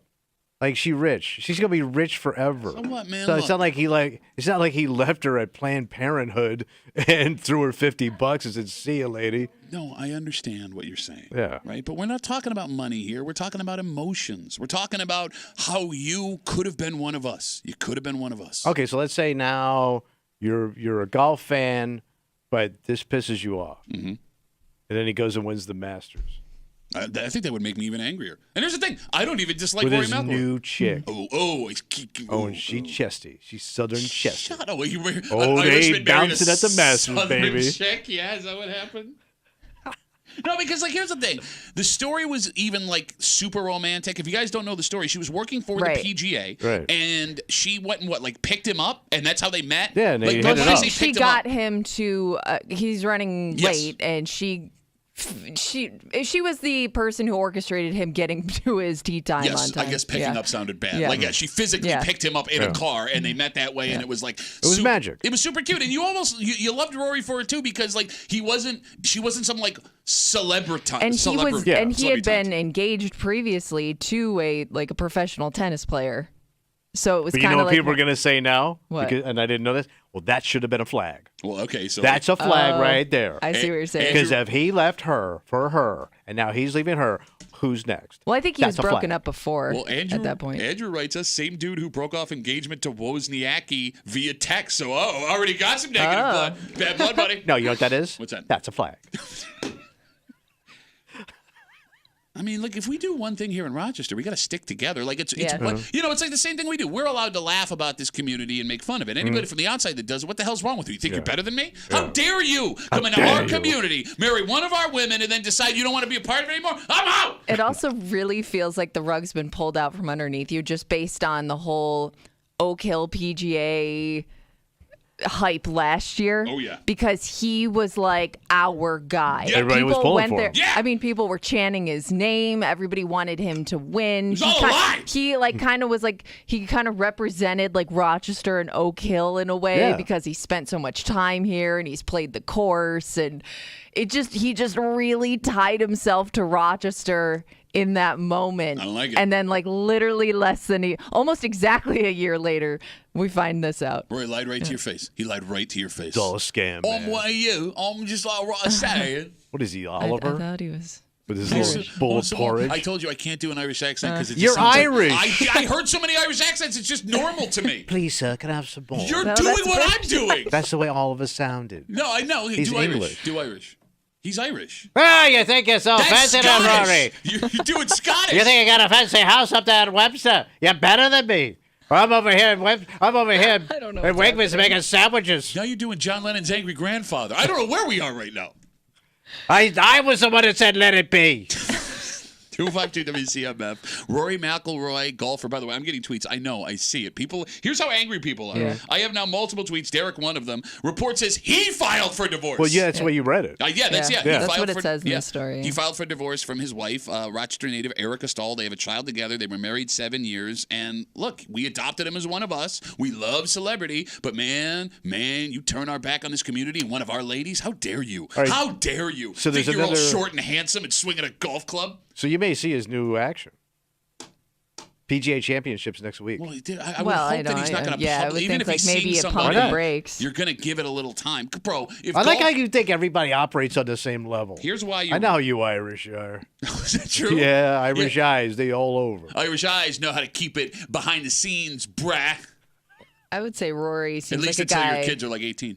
who's kind of concerned with his image. Yes, and Yeah. if there's one sport where... He just had a divorce. He don't care. And we just found out he had other action going on. Well, he it put wasn't that he had himself- another action. He was engaged to another woman. That's different than having action. That's action. When you leave it, it becomes action. To Kimmy's point, if there is one sport where the athletes have to be very concerned about their image based on advertising and things like that, Yeah, look at Tiger Woods, man. He can't even eat anymore. and that was super quiet. Oh, old man wave. Bro, that guy's all over the place. Bro, I could see, but now he's not attached to anybody anymore. But it didn't hurt him. It ain't going to hurt this guy. I guarantee Bro, you. Rory McIlroy is not Tiger Woods. Tiger Woods, he transcended sportiza, not the sport. Sportiza. Sportiza is how they say it in Ireland. I'm saying at the PGA Championship, there may be some little... no, he's not doing it. Some little golf cutie. That's career suicide. You don't do that. He ain't going to hurt him. It will hurt him. You just said it yourself. We're going to the commercial. You're trying to side with Rory. You go, his career's tanking, bro. And his career's tanking. And to your point, if it continues to go downhill and some other woman shows up and it keeps going downhill, they're like, what is wrong with his personal life? That's What right. is contributing to his game? Preach, sister. You think Rolex wants to back that up? Ain't happening, bruh. Look, here come the God. People are already looking for reasons to hate him. Rich writes us on Twitter. Weird how he's getting a divorce right before he signs his $500 million live golf deal. That is true. Well, look at that. And you're siding with him. Oh, yeah. And you're siding with him. How dare you? How dare you? By the way, she already got her check. Shut up. You don't know nothing about nothing. And by the way, she made a kid with him. Yeah. She's going to get checks for the rest of her life. Again, it ain't about the money, man. Always about the money when you go fishing for whales. She wasn't fishing. She was working for the PGA. I know, but she saw an opportunity. God bless her, and they fell in love. She could have also fallen in love with a guy, right? Like she's not some chick that was hanging out at a baseball field, I understand. Throwing baseballs with her numbers on them. No. She's working. I'm just a nice gal. There's another elephant in the room here. What's that? Were you going to say something? I'm sorry. Well, I was just going to say, I think it's very confusing to Rochester fans of golf because now we're like, well, now what are we left with? Who do we root for? We have no other ties. Anybody that won at Oak Hill? Michael Block. He was fun. Okay. Dude, that dude disappeared Actually, as soon as he got in the car. He just showed up again recently. Is he in another? He's playing this week. He's playing the PGA Championship. Yeah, well, he got in because he won the last one, but I haven't seen that guy He didn't win since. the last one. Well, he Brooks did Koepka. okay. No, are you sure that he made the cut to make the cut? Are you sure, or is he getting a sponsor's exemption? Oh, I thought he made the cut. Or I thought he had to He made hit the a cut certain. to make the cut. He had to He make a cut the cut. make on the cut. Yeah. He made the cut. He wrote. How Let about it this? be. If you don't like Roy, there's other Irish golfers. There's that fat guy. It has nothing to do with Irish. Shane Lowry. He's got a big red beard. You'd love this guy. I know who he is. He's fat. He's funny. He's always got one of those big, dumb smiles on his face, and he's got a gut. The other, I'm going to talk to Kimmy now. He's got a big Irish. Is this what you look for? He's got one of the big Guinness guts. like you can hear it sloshing when he walks. It's Shane Lowry. I stay with my women, but I drink my beer. I'm going to talk to Kimmy for a little while. Slosh, slosh, slosh. Is that what it sounds like when it's sloshing? I'm sloshing. Sloshing Shane Lowry. The other big old elephant in the room. Yeah. So when he married a local girl, Rory became an honorary member of Oak Hill. Did you Yeah. know that? Yeah. Okay. Are they taking that back? Oh, I would assume he's probably not He's going to too big show of up a- anymore. He's too big of a name. Well, man. no, but here's the thing. He only got that honorary Oak Hill membership because the local connection. You don't have that local connection anymore. Yeah, Oak but Hill, he's still a professional golfer on I the don't biggest think. scale. He's one of the understand. top guys. There's no way. I would think if anything, I mean, I just think he's just, he's done with it. He's done with I it before understand. they are. I Is understand. that tree where they have everybody's name on No, it? that's the Hall of Fame. He was an All right. honorary member. He doesn't, he doesn't have to pay fees, but I think he can go play whenever he's in town. That was like the But rule. doesn't all those guys, those top guys, have that? I don't know, because I'll say this. I Because know they didn't take Tigers away. I don't know if he was ever 19 chicks on the side. I don't know if he was ever an honorary member of Oak Hill. So, like, this Oh. country club is strange. For example, Josh Allen, who is the best quarterback in the NFL, arguably, he's an Oak Hill member. Yeah. He had to join as a junior member because of his Like he's They had to go You gotta through the go through proper the channel. steps. how would you not just be like, yeah, you can come, Josh freaking I know. Allen, right? No, They got some dicky rules. that's what I'm saying. So if Rory's only connection to Oak Hill is marrying a local girl, you gotta put out a statement saying you can't come no more. Your honorary Banned. membership They has put been it up his revoked. picture. Do not let this man inside. So let's say he wins another major. You're not going to let the guy Yeah. just win another major at your club? I don't know, man. What That's do you- impossible. What? Because the kid's got fans. And He these had golf fans. things will He come had watch. fans. He had fans. Not around here anymore. He don't. I think he does. Get out my face. Break her heart. How dare you? She's one of us. What, you think you're better than us? Is that what you think? 'Cause you're Well, he not. is better No, than he's us. not. You're not better than me. I'm taller than you. I think he's better than me. But I think I'd kick his ass. He's in pretty good shape, too. He works out. I think okay. You know calm who down. you know who you'd pair up with? That Shane Lowry with that big slushy gut. What would that sound like if they were all hanging out? I ate my own caddy. I was hungry. Does the gut have a different accent? Because it's a little bit of a more of a deep Irish accent. It is so sloshy.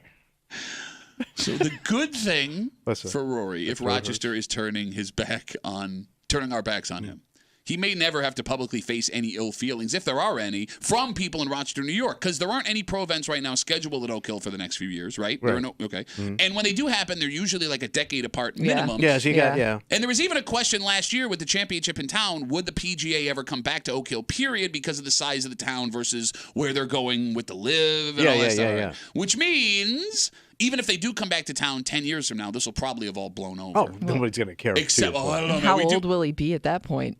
How old does he know?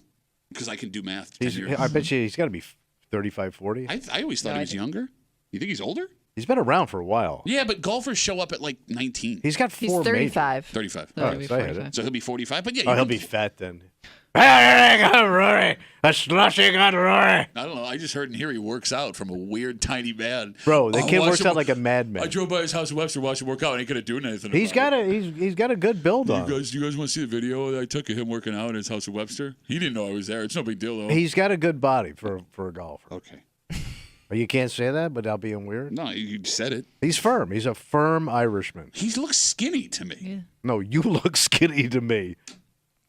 You have no slosh in you anymore. You are sloshless. You were funny and sloshy. Now look at you. Oh, it's right up. Just like your comedy career. You went down and made a fool of yourself. Now look at you. Bare-legged on the radio. Not even summer. Stupidest radio show in the history. It sure is. We got a sloshless host. Yeah, you want sloshy? Go down the hall. Well, good news. I got good news for you. If you want to get as far away from this radio show as possible, please do. There's an easier way to do it. At least there will be in October, and people are very excited about this. What's going on? Well, look, it's the Sandbox Playground of America, and now if you want to get there from Rochester, you can do it. Bing bang, right away. No kidding. And I don't know if this is a good or a bad thing. It sounds like a fun place. Okay, fun. Can I get in trouble? Oh, yeah. But fun does not differentiate between good or bad. Ooh, Trouble Town. We'll get into it next here in the break room on 96.5 WCMF.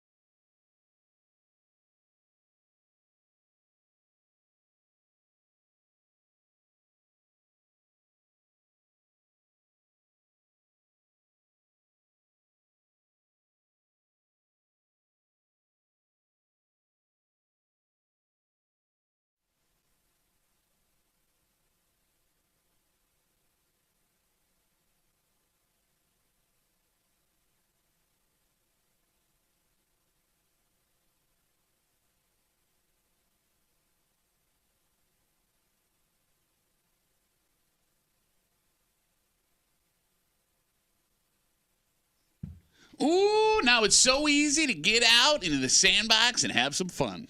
Where are we going? Oh, we're going west, baby, and we're going direct. But here's the thing. What? I had asked a question a second ago, is this a good or bad thing? And you said it's a fun thing, but that does not determine whether it's good or bad. Is it Trouble Town? It is. It'll make it getting there easier, but getting there easier may also be a bad thing. Okay. You're hanging out in the break room. Rochester's Classic Rock 96.5. WCMF, just after 8 o'clock. It's Wednesday. You know what that means. So we're going to get our hate on. Yep, and we have a whole bunch of solutions to this bonfire at Durand Eastman Beach issue that's showed up the last couple of weeks. One letter, in fact, has got it figured out totally. Okay. Get yourself a license. A license to what? You heard him. We'll get to it just after 8 o'clock here in the break room on CMF. Yesterday, Southwest announced they will start to offer nonstop flights between Rochester and Vegas, baby. Vegas Players Club. Nice. Sloshy. So, story on News 8 says the flights will begin October 3rd. They're going to run 4 times a week, Thursday, Friday, Sunday, and for the folks who miss their Sunday flight home, Monday. Oh. Damn. Those are the days you'd probably want it the most. So you can go for a nice long weekend. You can, yes. That seems like the idea. And it'll be the first time Rochester will have nonstop service to Vegas since 2008. Wow. Yeah, it's been a while. Last time we had money. 252 WCMF. Is this a good or a bad thing, Kimmy? I mean, I would think that this would encourage more people to take that long weekend trip with having that direct line to and from with not having to worry much about travel. That's not an answer to the question I asked. Is this a good or a bad thing for the people of Rochester? I guess it's good. It makes it more convenient for that trip. But think about this. If you're a sports fan, all right, so the Bills play Vegas, right? Do they play? If they do, Yeah, okay, you can go. Yeah, Okay. you're there, okay. If the Sabres play Yeah. Vegas, Yep, you can you're go, right, you're right and they're there. getting a baseball. The A's are going there. Possibly, If yes. you're a Yankees fan, you could go there and watch them play the A's. You're right. Yeah, you're right. I mean, there's a lot of extra just besides gambling and prostitution. Bro, the majority of people that are taking that direct flight to Vegas is they're to go and gamble. No, but I mean, but you can incorporate other things. You And you can. can sell Yeah. it to somebody else in the house Sure. as a more bigger thing. So that means it's a bad thing because I'm lying directly to my spouse to, Yeah. no, we're going to go see the Well, that's why Sabres." Vegas is designed to lie to your spouse. Okay, so this is a bad thing then. That's good. We'll have some fun. Life is short. What are you going to do? You don't get extra points at the end of this life because you didn't go to Vegas. It says man who only eats fennel. Life's I know. short. Go And eat you a mock me for Go it. eat a cheeseburger. Life's short. We'll get short if I eat that damn cheese. There you go. My cholesterol, my salt are out of control. I do wonder if this ends up putting more pressure on relationships just because of the ease of it all. How about the bachelorette parties and the bachelor parties now? Well, but they may have been going anyways, right? And But now it's quicker. It's Yeah. direct. when I think Vegas, I think bachelor parties. I never think bachelorette Yeah, parties. y'all go Those to are there, Nashville, too. right? Yeah, Nashville. No, he's right. I thought the same No, thing. yeah. Because there are y'all other want to places. pedal everywhere. You can't do that in Vegas. You get bit by a rattlesnake, and the heat will kill you. I don't know. Girls want to pedal all of a sudden. You never see one of them on a goddamn bicycle. Give them a margarita and 4 others. Let's go pedal. Tommy's talking about the pedal tours that you see. They had them here for a while. That new thing, the pedal tours that have been around for the last 10 years. Yeah. Didn't they try it here for a little They while still and it ended have up in a it. It canal? still It's there exists. in the summertime. It's not on the Come back canal. out now. Shut up, you idiot. Let's pedal. 252 WCMF. Nonstop flights to Vegas offered by Southwest coming starting October 3rd here in Rochester. The first time Rochester will have nonstop service to Vegas since 2008. The price is going to be the interesting part because Southwest is considered an economy Cheap, airline. Yeah. I mean, they're not the economy airline. Now that Spirit and Avalon and all those other places. But, I mean, if you can get a, $300 round trip flight to Vegas on a weekend. Yeah, and you don't have to type a lot of time because usually it's that layover that kills you, right? Yeah. The laver or the layover is You know what I It's mean. usually when you get to the airport and tennis legend Rod Laver starts beating you over the head with a tennis racket. That's what really gets Fly you. over your stupid face. Stupid. And how often does Rochester have that direct flight to those party Nothing. cities? I can't think of another Well, place. Greensboro. Well, no, I mean now you're gonna have direct flights to Orlando, Miami, There's Vegas, always been flights to Florida. I guess you're right. Toronto, New York City. In Chicago. Like you can grab a Yeah. couple. You can get a direct to Chicago. Yeah. Really? Yeah, Yeah. because that's usually where you have a layover Yeah, most you're of the right. time. Good yeah. call. Good call. So yeah, I mean, look, we're in a pretty good spot when it comes to wanting Getting to go better, somewhere. getting better. Yeah. Many places to piss away your money. I'm scared to go to Vegas, man. Well, you got a gambling problem. That's why. That's what But you do. No, no. It's not even the gambling It's problem just that scares all me. of it all together. Yes, exactly. It's everything like all of the overstimulation, which that's what Vegas is. It's overstimulation. Yeah, it's there to make you forget. I'd be more worried about the booze than I would the alcohol. Like, I went to Detroit. You mean the gambling? No, the booze and the gambling. Thank you. I mean, I went to Detroit and I became a drunken mess for 3 days without my wife. Gambling out of that. And not only that, but the bars don't close, man. Yeah. And they don't let you see the sun, man. I'm gonna die, man. 252 WCMF. Let's talk to, we're talking West Coast. Mm-hmm. Let's talk to West Coast Ben. Oh. Austin's on CMF. Hey, Austin, how are you, buddy? What up, Duffy? Tommy? Hey, buddy. So, I am so excited for this West Coast nonstop flight. You know what this means for Rochester? More West Coast Bens. That's what we need. More West Coast Bens. Yes. Speaking of, you guys can follow me at West Coast Ben 69 on X, Twitter. Just got to get that plug in there. Wait, you're kidding me. I am not kidding you. You started a Twitter account called at West Coast Ben 69. Yep. I wanted to leave Twitter forever, but then I saw people talking about me and Ben on Twitter. I'm like, okay, I should probably join. Stop being a celeb, man. They pull you back in. Hey, let me have this moment there, unfunny man. Ben, I'm not sure who he was talking to when he said that. Because that could apply to either of us. He might have been looking in a mirror. Who knows, man? Who knows? All right, Austin, go get Austin on Twitter at West Coast Ben 69. This is going to end very poorly. This is going to end poorly. Ben, or Austin, whoever you are. Most 69s do. Hold on. By the way, Ben and I talked last night. Him and I feel like could be friends. Like, he's a nice guy. I'm a nice guy. Ben, you know where to reach me. Let's talk. It's like a low-end schlub summit. Just schlub it. Yeah. We're going to have it in Helsinki. Austin, great talk, buddy. Have a good rest of the day. This is the break room. We're known for fostering friendships. Again, if you missed where and they creating monsters. It's like that moment when Trump was in North Korea and he stepped over and shook Kim Jong-un's hand and they hung out together for like 30 seconds. Are you talking about at West Coast Trump 69? Yes. If you missed the show yesterday during Where They Whinin', you can go back and find it at WCMF.com on our podcast or yesterday's show on YouTube. They're all saved right there at The Break Room, or excuse me, The Break Room WCMF on YouTube.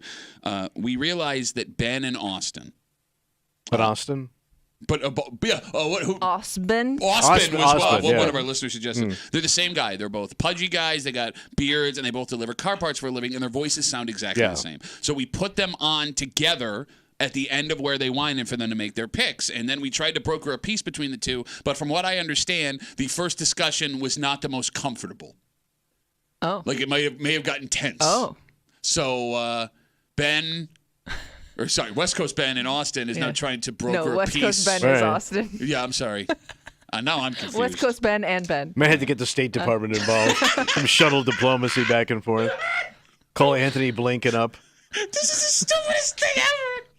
We did this. We did. We can't be upset. Look, I did it, and I'm sorry. This is all my fault. Let's take a break. It's Wednesday, it's 8 o'clock. You know what that means. Well, let's start hating. That's right. We got some hate coming at you. And look, the hate didn't start with us. No. The hate started aimed at these damn punk kids, Tommy. Mm-hmm. Having bonfires out at Durand Eastman Park using taxpayer-funded wood in which to do so. And we'll recap the story if you missed it. However, when we were trying to come up with a solution to how to make this stop and make everybody happy, we couldn't come up with one of our own. No. Fortunately, dozens of people hit us up with solutions when we got off the air via Twitter, via Facebook, via Instagram, and via letter. And there was one letter. This man's convinced he's got it under control. And if we were to do this, we would never have problems with bonfires or people acting a fool Fantastic. at any beach or park ever again. All right. And we'll read you that letter next. Hate Mail of the Week here in the break room on CMF.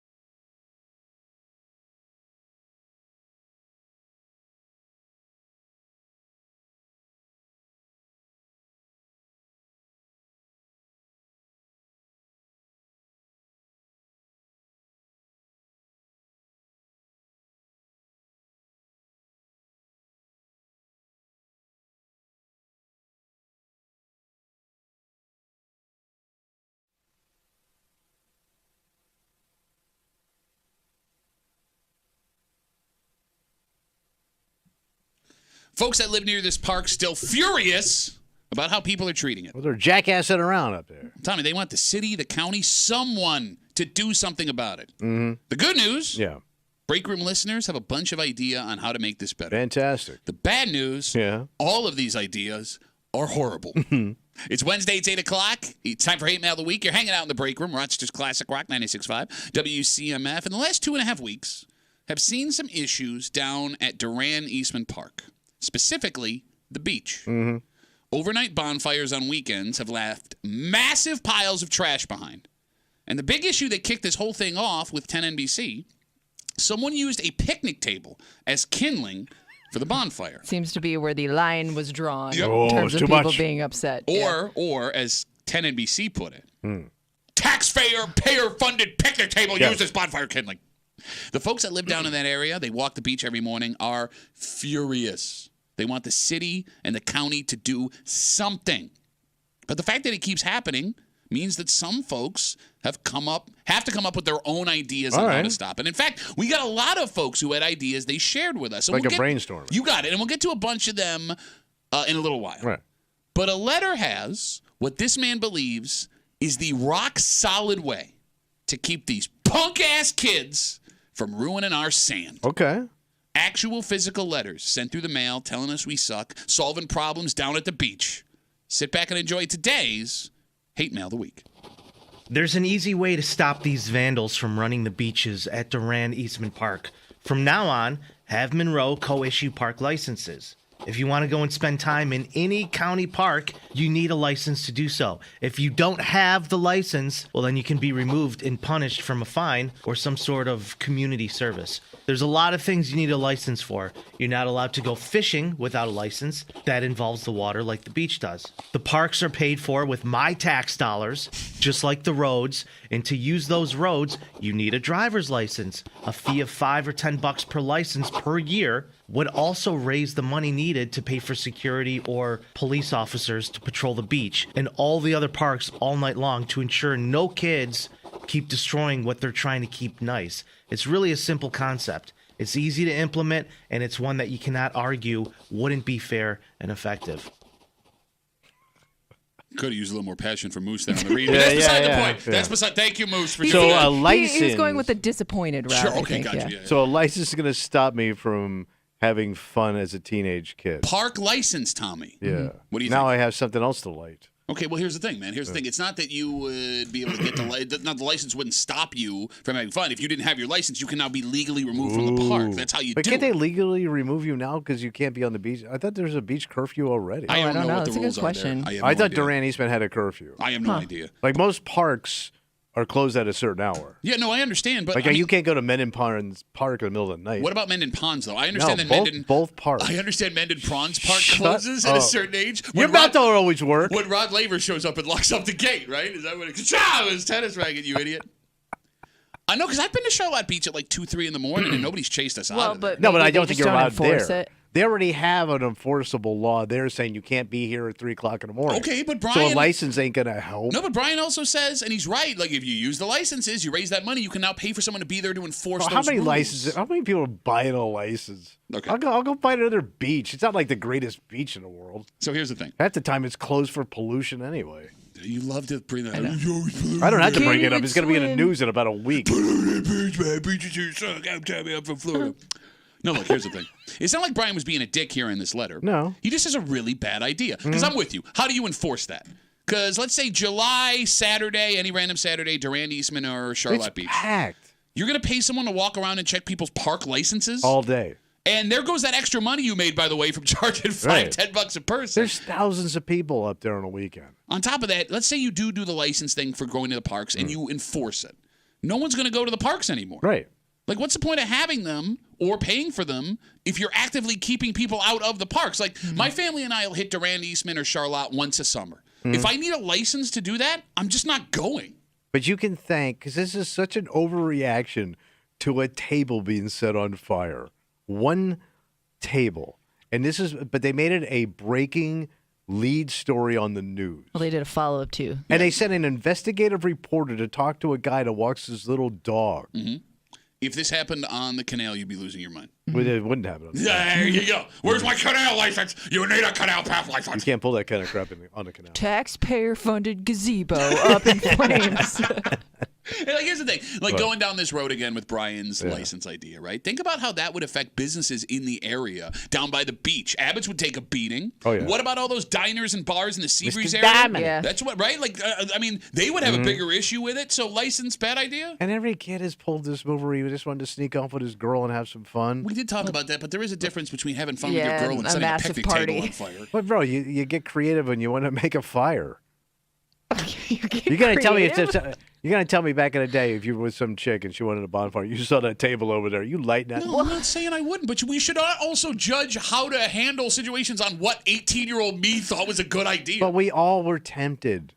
I guess the fear eventually becomes, because sure, the picnic table story was kind of funny, but then like the next week the fire got a little bigger, and I guess the fear is how far are they going to take the bonfire in the future? He doesn't have an answer. It's going to for be that. out of control. No, that literally can happen. A fire. They'll be can- dragging houses down there and docks and setting them on fire. The phone number is 252-WCMF, 252-9263. So, license, bad idea from the letter. But the good news, Tommy, What's the good news? that wasn't the only idea we got to stop this. In fact, our Facebook inbox and Twitter DMs blew up with all kinds of ideas after the last time we talked about this. Donate your old furniture to these kids.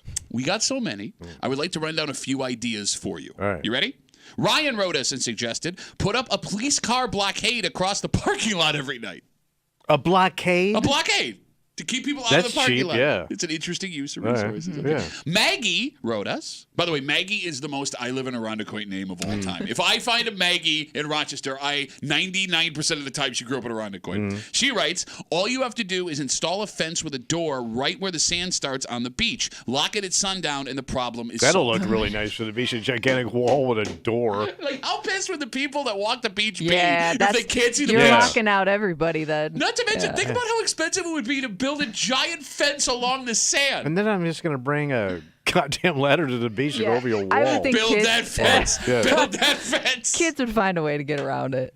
Dan writes, why not hire the good kids to work as teenage beach patrol Oh, yeah, to 'cause those keep the bad teen kids out? beach patrol Those sounds kids like will the be able worst. to enforce it. That sounds like the worst Saturday afternoon TV show. It does sound like a 90s WB Yeah. Teen Beach Patrol. Stop doing that. What Shut are up, you doing? nerd. What nerd-ass kid is going to want to join the Teen Beach Patrol? Hey, man, that's my sister.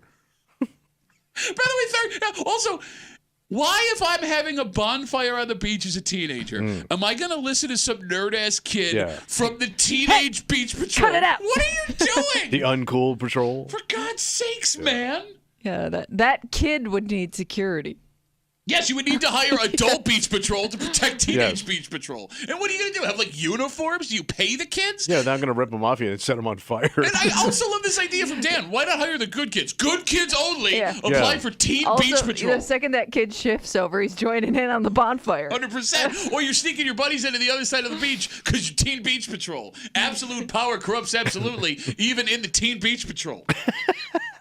252-WCMF, 252-9263. As silly as all these suggestions are, whether it's the letter for Brian with the park licenses, whether it's the idea that you put up a police car blockade, whether it's installing a fence, whether it's Teen Beach Patrol, all of these suggestions may actually prove What's that? that we were trying, prove the point we were trying to make when we first started. What's that?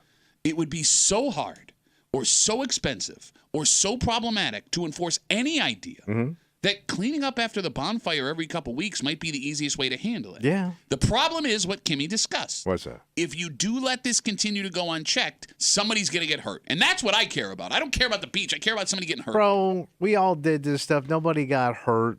Did you ever go hang out with your boys and some chicks? Who got hurt? I don't know. One Everybody- time. A lot of people got hurt. A lot of Somebody people got got- hurt. Some kids didn't make it out. Well, what do you make it sound like D-Day? You just went out to the beach and had fun. I mean, you even know yourself, you've probably had some close calls throughout the years. You just got lucky. Okay, was a little old man wave? A saucy old man? It's Well, my maybe- after my nap in the afternoon. Maybe not you, known hider. Maybe the people closest to you. Oh, you talking about Tommy Teen Beach Patrol?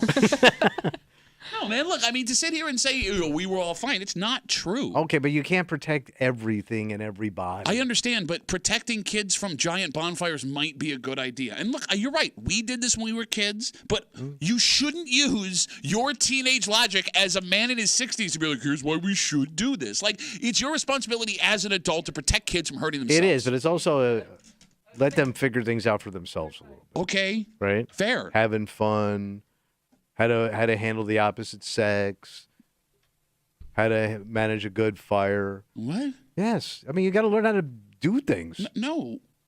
Learning how to do things is one thing. Leaving it completely unchecked, no. But there's a little fun of sneaking around having some fun. Again, we're not here to facilitate fun. We're here to make sure these kids don't hurt themselves. I said, oh, get off the beach. This beach is here for serious people, not for enjoyment. Somebody called and said, why don't they just buy aluminum picnic tables? Well, most places do have those. That would be that's the best probably suggestion we've gotten the whole Stop time. melting that table. Well, I would say, like, if they did that and I was the one that set up the picnic table, let's see what happens when we try to set the aluminum picnic table on fire. Plus, you know how pissed you'd be? Middle of July, you sit your ass down on that picnic table, right? Like that Stevie Wonder album, Hotter Than July, was about putting your ass on a metal picnic table. It's true. Ow! We got more Facebook messages coming in. You can always get us at WCMF or the Break Room Facebook page. This comes in from Rick. Rick says, with all the crime that's happening all over the city, this is not something I'm concerned about. Okay, now we're going the other way. We're going the opposite way. Why does everybody suck right now? You know what you could do? What? Down there. Shut up. Hold on. Hold on. I already know this is a terrible idea. How do you know? Because it's coming out of your mouth. Well, you made one of these. What's that? How about if they install fire pits down there? Oh. But now you're encouraging the bonfires. Well, that's what a fire pit is. It encourages you to create fire. That's what I'm saying. But it's a controlled environment. It's all set up. Oh, yeah, because you just said yourself, oh, we're 17, 18-year-old kid. Oh, I'm going to keep the fire within the fire pit. Here comes Teen Beach Patrol to ensure that my fire pit is regulated and safe. It's surrounded by sand. Stupid. You can have fire pits down there that are surrounded by sand. Uh-huh. Done. Okay. Go have fun, kids. So now you have multiple kids having fires at 2 o'clock in the morning. Yeah. So what? They're going to go down there. Kids are going to go find something to do this summer, man. You know, since the beginning of teen time, kids have been sliding off, slinking around, having some fun. I mean, it does help contain the fire. But if you use it the right way. And you could be on pit patrol. For God's sakes. You should not be on any pit patrol around teenagers ever. I'm going to get t-shirts say Teen Pit Patrol. Well, it's funny you bring that up. We have more Facebook messages. Show me your pits. This goes in for Dave. Is that a hot pit? Dave asks, when can I buy the Teenage Beach Patrol t-shirt at the WCMF Rock Shop? All right, serious question. WCMF Pit Crew. How much would you have to be paid as a 17, 18-year-old kid to want to join the Teenage Beach Patrol? Oh, I don't think it would be that much, right? Because You would do it? Because it sounds like you could get in on the fun. I was going to say, I don't think a kid would see that as the worst summer job. Right. You don't even have to be a lifeguard. Because what's down there? You're just sitting there Girls. watching a bonfire. No, but like you got to be like the fun cops to your buddies. Yeah, but you don't have to, you know. Yeah, you do though. I mean, You could be a corrupt Teen Patrol. You could be Teen Patrol on the tank. A dirty Teen Patrol on the tank cop. Wait, you're saying you would have taken that job, you snark-ass bitch? No, but I also think I could get some giner out of it. Okay, for God's sakes, man. What? For God's sakes. I'm also saying I was a teen.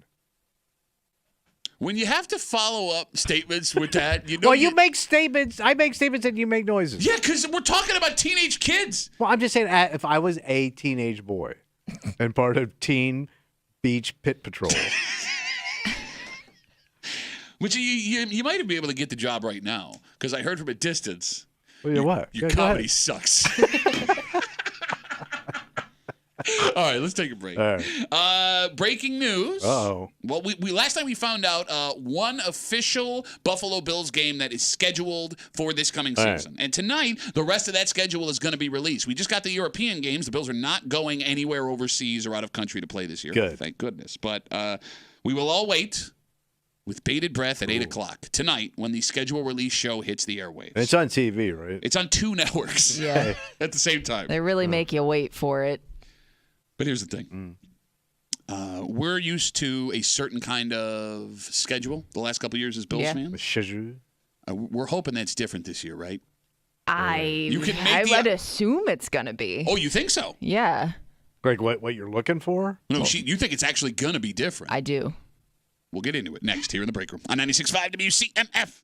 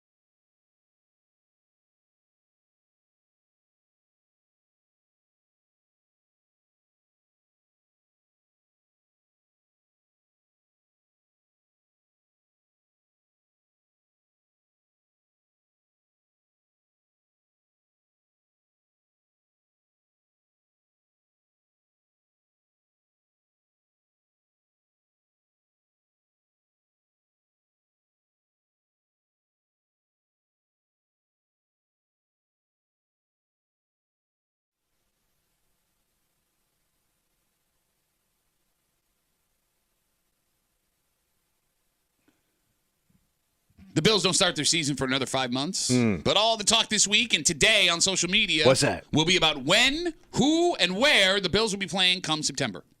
It's time for the NFL schedule release. God. And if the rumors are to be believed, Then what are you hoping for? well, no, you won't be getting much sleep again this coming football season. Oh, really? You're hanging out in the break room, Rochester's Classic Rock 96.5, WCMF, the Boot Barn. It's now open in Greece. Oh, yeah, so that's second location. That's right, too. We're getting booted up. It's booted up and booting out. The grand opening event is this Sunday, May 19th, from noon to 2. Get my boot on. That's right. And not only are you going to get save $20 on select Western and work boots, not only are you getting up to 20% off select clothing items, there's going to be a pretty cool, rugged, handsome guy hanging out there. Who's that? You can come hang out with me, Boot Barn in Greece on West Ridge Road. Are you my boot buddy? I will be your boot buddy. Oh, From noon to 2 on Sunday, Boot Barn offers the broadest selection of leatherwork cowboy boots, durable and comfortable Is jeans. that your Western voice? I'm doing my Boot Barn voice. Hold on. Oh. Comfortable jeans and clothing workwear with Sounds Western kinda creepy. fashion. Boot Barn, now open in Why don't you Greece. put those boots on and stand over there? Off West Ridge Road in the Compson Square Shopping Plaza. That's Boot Barn. We'll see you there, 2 o'clock, 12 to 2 on Sunday at Boot Barn in Greece with your friends from CMF. The 2024 NFL schedule in full comes out tonight. Wow. And we already have one leak for a Bills game that's been confirmed by the NFL. Your Buffalo Bills will be the first team playing on Thursday Night Football this season. So don't they that the kickoff Thursday night, the one on Amazon? Yes, it'll be their second game of the season. It'll be the first Amazon Thursday night. The Bills will travel to Miami week 2 to take on the Dolphins. Ooh, the Dolphins. And I don't know if this is a good or a bad thing. Well, Josh Allen owns the Dolphins. Okay, yes, playing the Dolphins is great. Right. I like that. It's where and when they're playing this Thursday night game, because you can make an argument this is both good and bad. The good is you won't have the sun to deal with. The heat. Yep, which has been giving Buffalo problems the last couple of years. They almost killed them. Yeah. And you get Miami late in the season at home based on, playing the early. way it plays out usually, yeah. The bad, you're playing a divisional game on the road on short rest, second week of the season. Oh. And road teams on Thursday Night Football are at a serious disadvantage statistically. Okay, but at least you're doing it early. You're not all banged up yet either. Well, you don't know how the first game's going to go. Well, you're hoping you're not going to be that banged up. Well, I'm just saying, man, you never know how all this stuff works out, and I hate And I don't know if that causes injuries, because we saw, especially last season, a lot of early season ending injuries throughout the schedule. We watched Aaron Rodgers go down for the year without throwing a pass. So you thinking there's going to be a lot of prime time Bills? I'm not thinking. Several NFL insiders and folks who help with the schedule making say if you are a Bills fan, be ready to load up on primetime games again, because this game we just told you about is a primetime Well, the game. kid is good TV, man. Josh Allen, baby. And here's the thing. There's also lots of options on the schedule this year for prime time. If I'm not mistaken, the Bills statistically, based on last year's win-loss, have the 5th hardest strength of schedule to play against. Again? Yeah, you got it. Well, you're first place. You're playing a first-place schedule every year. Chiefs come to Buffalo. That's a primetime candidate. Miami has been primetime the last couple of years, although that last one, if they're primetime against... In Thursday, they're probably not going to be primetime. You get San Francisco at home. Ooh. That's got primetime potential. And then the road games are even more compelling. Josh versus Lamar Jackson matchup in Baltimore. And then the granddaddy of them all, a game tailor-made for primetime, your Buffalo Bills versus the Houston Texans in Houston. Stephon Diggs demands out. Oh. Then he sees the Bills right away. On top of that, you got the QB matchup of Josh Allen versus Rookie of the Year, C.J. Stroud, who won a freaking division in his rookie season. That, there's no question in my mind that's a prime time game. You think that's the biggest game? Without question. Well, from an eyes standpoint, yes, right. People are going to want to see that game the most. People have seen the When Bills. is that? You think that's what night? I don't know what night. I could see that being a Monday. I could see that being a Sunday. Do you think that's going to be prime time? There is no question in my mind that Texans-Bills game will be prime time. And they're playing in Texas? In Houston. Ooh. What? Tough. Why? Like you said, road game, tough. East Coast going west, statistically better than West Coast going east. Yeah. What about going south? Going south, nobody's playing your mom this year. That's so funny. I'm sorry, she'd be going south on you. Why would His she be going mom? south on me? Well, not you, but other Because we're dudes. from the south. You think that's how we roll? You brought it up this morning, Mr. You Appalachia. did multiple times. Kimmy, Yeah. you think the opposite. You think there will be fewer primetime games this year. Yeah, The kid's I too have a good. feeling. I just have this feeling like when the Bills started to lose some of those, longtime Bills, well-known guys in the league. I feel like that's going to count against them in terms of scheduling. Because, yes, you still have Josh Allen and you still have those matchups. But I think when they're taking this into consideration, they want that high-flying offense, which I don't know if they're sure they're going to get yet. Wow. Oh, so you think they're not going to be as good this year? What about Diggs? Wow. I don't think that Wow. the league, when they're making the schedule, doesn't know what it's going to look like yet. And I think that could hinder the Bills being in prime time this year. Okay, outside of Stephon Diggs, is there anybody that the Bills cut loose or let walk that's a name that's known outside of Western New York? Poyer. Well, but that was a hit. It was Stephon Diggs. No, that's what I'm saying. That's what you needed. You know what I mean? Do you? I think as long as you got Josh Allen, you're going to get these games. Look, I'm with you 100%. Because he's been all those great games, he's been in them. I mean, Josh Allen does put on a show in prime time. Even when he loses, it's spectacular. I mean, he's not wrong. Like, can you name a primetime game where you're like, oh, man, with the exception of that Jets game last season, the kid puts on a freaking show. He does. He does put on a show. Especially when he gets desperate, it gets better. I mean, he's not wrong. Then he starts getting crazy. It's a Josh Allen experience. Crazy Josh. Josh Allen experience. I don't Buckle know. up, baby. Here we go. I know. Wow. At one point, we weren't sure who the number one receiver was going to be. Mm-hmm. To be fair, we're still not sure who it's going to be. I don't know. I guess I'm curious to see the Stephon Diggs factor, and just the offense that we've been used to the last few seasons, and how much that's changed. How big of a factor that is in terms of scheduling. I mean, maybe he gets better because you're not leaning on that buddy ball. Let's hope so, buddy ball. Well, he's throwing to his guy. No, I hear what you're saying. Look, I hope you're right. I mean, there's theories that was what was a holding little bit of a crutch. 252-WCMF, 252-9263. The NFL schedule comes out in full tonight. We know the Bills will be playing the first Amazon Thursday Night Football game of the season, Week 2 against Miami on the road.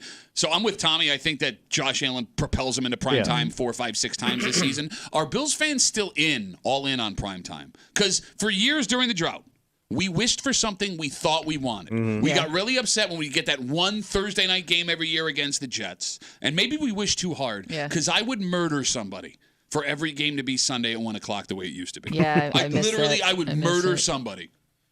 It'd be like 1 o'clock, 4 o'clock, 6 o'clock. Like it was all over the place last season. Get me into a rhythm here. Well, here's the thing: for better or for worse, the primetime schedule last year got ridiculous. Because was it 6 or 7 weeks in a row where the Bills did not have a 1 o'clock game? Yes, towards the end of the season, and then the final game of the year, Bills Miami, was flexed in the prime time. So we played literally the last game of the regular season with the division on the line, that's too much stress for me. Mm-hmm. Then they have to get up the next day. I mean, it was great they won, but it's brutal. So that San Francisco game, that could be a night game because they're going to be playing in Buffalo. In Buffalo, yes. And it's at least be a 4 o'clock game. And if it's a later in the season game, I mean, you're going to have the image of the snow coming down through the lights. You got a West Coast team now having playing the weather. I mean, that's what they're looking for, right? Football, baby. Yeah. When they schedule these games, they want also like that beautiful visual. Yes, exactly. It looks great on TV. There's something else we also have to be aware of as Bills fans. What's that? Holiday games. Ooh. So the Bills are Thanksgiving favorites. In the last 6 years, they've played in every Thanksgiving time slot. They played Dallas in the afternoon. They went to New Orleans for the night game, and they played Detroit at noon. The Bills once again visit Detroit this season. You think that might be the Thursday game? I don't know. It'd be weird to do it that close together, but it was a hell of a game. It was a Tyler Bass walk-off field goal after that insane pass to Stephon Diggs driving down the field. And you got that crazy coach over there. Dan Campbell. Yeah. Everyone loves that guy. Danny Meatballs. There's also the potential the Bills could host the evening Thanksgiving Day game in Buffalo if they don't go to Detroit. Oh, man. And those pregame shows would love to see what Bills tailgates would look like on Thanksgiving. Oh, God. That would be a scene. Right. I would like to see what that looks like. And Thanksgiving isn't the only There's going to be a turkey cavity involved, and they're going to have to pixel something out. Will people be doing shots out of a turkey? Oh, yeah. Why would you turkey not? Shots? Absolutely. You're stupid not to. I mean, you're ruining Thanksgiving if you're not doing alcohol shots out of a turkey. And by the way, Thanksgiving isn't the only holiday we have to think about. What else you got? This year, the NFL says they're going to play 2 games on Christmas, which is on a Wednesday. Do they do a Christmas Eve thing, too? So, no. They're going to do Christmas, 2 on Christmas. Yeah, 2 on Christmas. They did the Christmas game last year, and they got massive numbers, so they wanted to do it again. It also looks like that week, because you'll be playing on a Wednesday, they're going to play Saturday NFL games. Jesus Christ. So if you're going to play Wednesday, you'll probably have a Saturday primetime game before Christmas and then the Christmas game. You also have the potential for the Amazon Black Friday games that debuted last year, right? All right. Would you guys want a holiday Bills game? Thanksgiving, Christmas, or Black Friday? Yeah, why not? I like There's something to Thanksgiving. do. Thanksgiving's always the best, I think, holiday game day in general. Okay. I don't know. I think it kind of throws you off when it's like Christmas or New Year's. I'm so you know done what with I the mean? holidays by noon. No, but you have the luxury of doing that. Yeah. And that's I the know, thing. but don't like, you wish if you- you have family obligations, those you can't skip Christmas with your family. But at least have it on. So because there's lulls in all these holidays. It gives you something to watch. Holiday. Don't you think? No, because Most of the time, it's on in the background, and when it comes to Christmas, right? And yeah, I need to focus straight up. I mean, on this game. Like, here's Oh, the no, thing. you get weird. No, you mean I'm a fan of a team? No, you get weird. Nobody. You go into a Bills coma. Well, you can ruin my Thanksgiving because at least I got like a belly full of food afterwards. After it's I'm all all said and belly done. full, baby. I've been taking Don't- shots out of this turkey cavity, and I got a belly full of food. Don't ruin my Christmas. Don't. Let's not start the new year off on a bad foot. I would think you guys would want football on Christmas. No, I want football on Christmas. I don't want the Bills on Christmas. Yeah. Because, like, if they're at home, I'm going to have to leave my family to go to the game. Oh, you're going to go there. And that's All right. going to be tense. And Yeah. if they're on the road, I mean, if they're, I'm sorry. I'm sorry, It's gonna kids. take your whole concentration away. Happy birthday, Jesus. I'm looking over here now. I mean, although the Bills are really good on holidays, the Bills are 3-0 the last Thanksgiving games they've played. Undefeated, Yeah, that's against good. Dallas, New Orleans, and Detroit. However, those 3 games have also cost them massive player injuries. Yeah. Tre'Davious White blew his Yeah. knee Didn't out Von against New Miller Orleans. go down? Von Miller went down against the Detroit Lions Ooh. 2 years ago. Is he still around? Yeah, Yep. he's on the team. Yep, All right. he's He there. can't get out from under that Yeah, contract. he's stuck. But he ain't going to be nothing, right? I don't know, man. I'm not. What do I look like? Crystal ball Well, football? all of a sudden you missed the Bills. I asked you one question. Well, I mean, he came back, but it wasn't much. Not my at the job end. to watch him. There's 2 ways to look at it. What? No, because here's the thing. If I give you an explanation, you're just going to get bored You're the immediately. expert. I'm coming to you. I'm not going to You're judge the actual you. expert. It's Tommy tells it like it is. It's not Duffy tells it like it is. I'm not going to judge you. I'm just asking your opinion. I'm not going to throw it back in your face. There are 2 ways to look at the Von Miller situation. What's that? Either one, he's shot because he's old and his body's broken down and you can't come back Tough from the knee injury to injuries come back exactly from. like it's done. Or the other idea is it's been long enough past the injury that he's been able to recover, and him last year was just a process of recovery. All right, so you think he's going to be good? No, I'm not saying that. I actually think I'm not looking forward to this season with Von Miller for multiple reasons. All right. But you can get out from under the contract at the end of this coming Man, season. what a flop that was. Well, if he didn't blow his knee Yeah, out. he was looking good until that point. Well, that and then the other thing. Yeah. There's Oh, that. yeah. There's also Forgot that. about that. Yeah. We got Leanne writes us on Instagram. I hated my husband when he said it because I love how well the Bills are doing, but he's right when he says, I wish the Bills still sucked because I want my Sundays at 1 o'clock back. I also wonder, especially with like those Bills and those close games, like does having your game at a different time every week, like I wonder how much that throws off the rhythm of the team.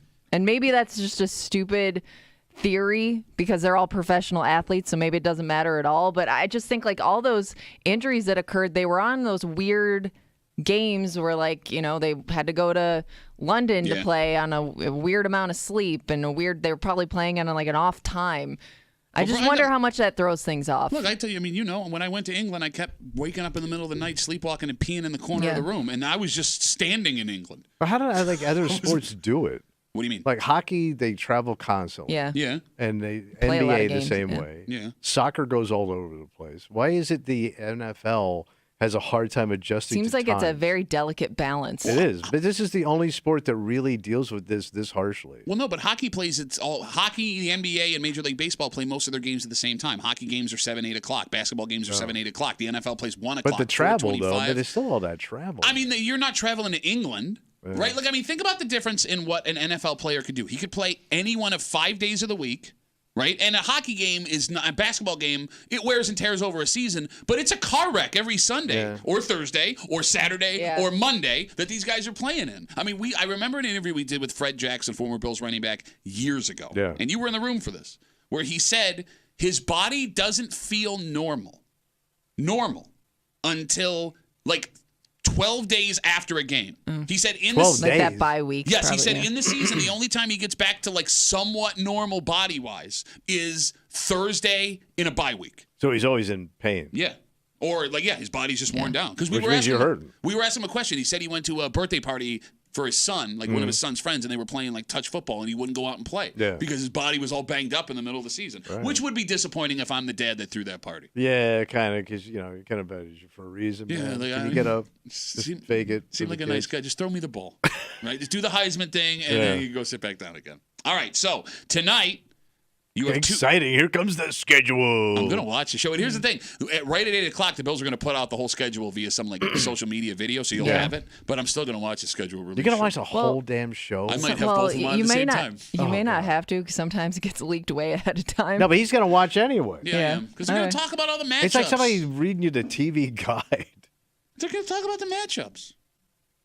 Like they just released. But by the way, what? You already know what they're going to say about these matchups. Like you know all this already. Oh, maybe there's something really cool I even think about. All right. We'll find out tonight on one of the two networks that's running the schedule release show for the NFL. But Tommy, this has been a massive debate for years. Well, the debate initially started: is a hot dog a sandwich? Oh. Your thought? I never look at it as I had a sandwich. Okay, buckle up for all of the Twitter hate that's coming Tommy's way right now. A sandwich. Well, I mean, a sandwich stands alone. Okay. But I will say this: your generation thinks everything's a goddamn sandwich. You got pizza sandwich, calzone sandwich. No, that's not what we're talking about. Sandwich. It's not what we're talking about. Look, I would eat a pizza sandwich. Though. No kidding. Delicious. It's called a calzone. Let's put that on a ESPN. Breaking news: what Kimmy will eat. What if I asked you, is a taco a sandwich? No. Okay, well, according that's insulting to the Mexican culture. According to a court, you're wrong. They're calling it a sandwich. We'll get into it next here in the break room on 96.5 WCMF.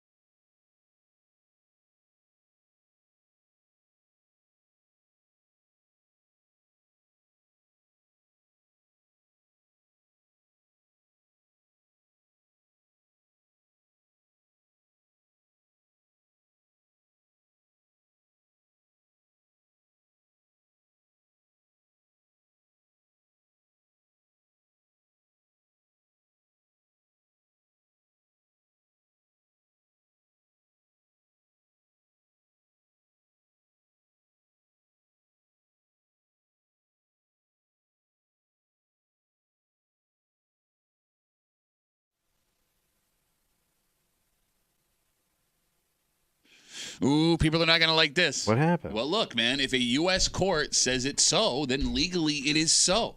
So where's the line? That's a good question. Because I guess if this is a sandwich, maybe everything's a sandwich. Well, it would almost have to be. You're hanging out in the break room. Rochester's Classic Rock 96.5 WCMF. Just after 9 o'clock, there is some drama going down in your town, buddy. In my town. Yes. The man who runs the town of Pittsford, the elected head, Larry Petrowski? is suing one of the most popular Pittsford businesses. So the guy, the mayor? Town supervisor. Is suing a business. Personally? Yes, because of something that he says happened at this business to him. And there is a serious issue all the way around here. And we'll get into it just after 9 o'clock here in the break room on CMF. So, Tommy, I asked you, is a taco a sandwich? No. You said no. Kimmy, I will ask you, is a taco a sandwich? No. It's its own separate thing. According to U.S. law, you're both wrong.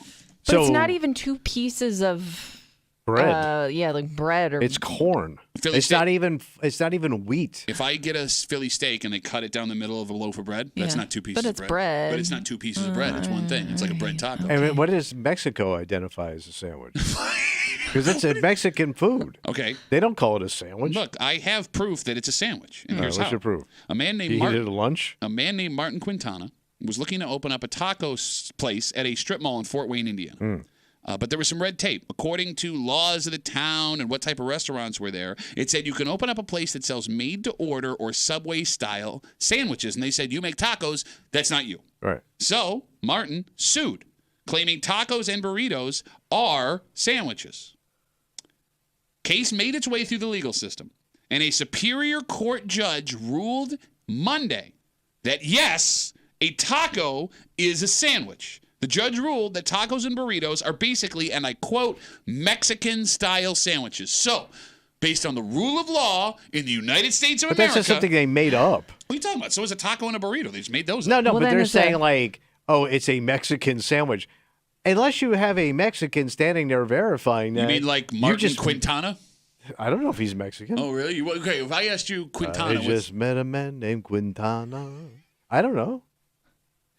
Sounds Mexican. Sounds Mexican. It does sound. Look, if you had to guess what that was, what like, if you said, "Hey, we got a new guy starting today," yeah, Martin Quintana. I wouldn't think he's Mexican. Quintana is of Spanish and Latin origin. It could be a conquistador. Yeah, Mexican conquistador. Suave Spanish guy. I'm looking at him. Yeah, this guy's Mexican. This guy's Mexican. So the Mexican man is arguing. Mexican man. He's arguing it's a Mexican sandwich. The court agrees well, it's a Mexican he's just trying sandwich. to pull a move. Oh, why? Because he's Mexican?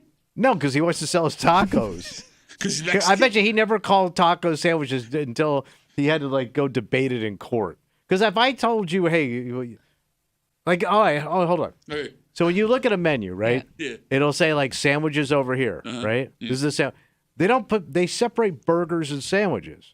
Oh. But a burger. If they had tacos on the menu, they wouldn't be under sandwiches. They'd be under tacos. Okay, but see, here's the thing. There's no place that sells sandwiches and tacos at the same time. Yes, there are. There's sports bars that sell tacos. Yeah, no, but tacos go usually underneath their own separate tacos. They go into it goes entree. under entrees. Okay, yeah, they do not go under the board of sandwiches. Hold on. Here's the thing. They don't put sandwiches and burgers on the same thing, but a burger is a sandwich. You can't argue that. I don't think a burger is a sandwich. It's a piece of meat between. Technically, Kimmy, is a burger a sandwich? I would call a burger. A burger is technically a sandwich.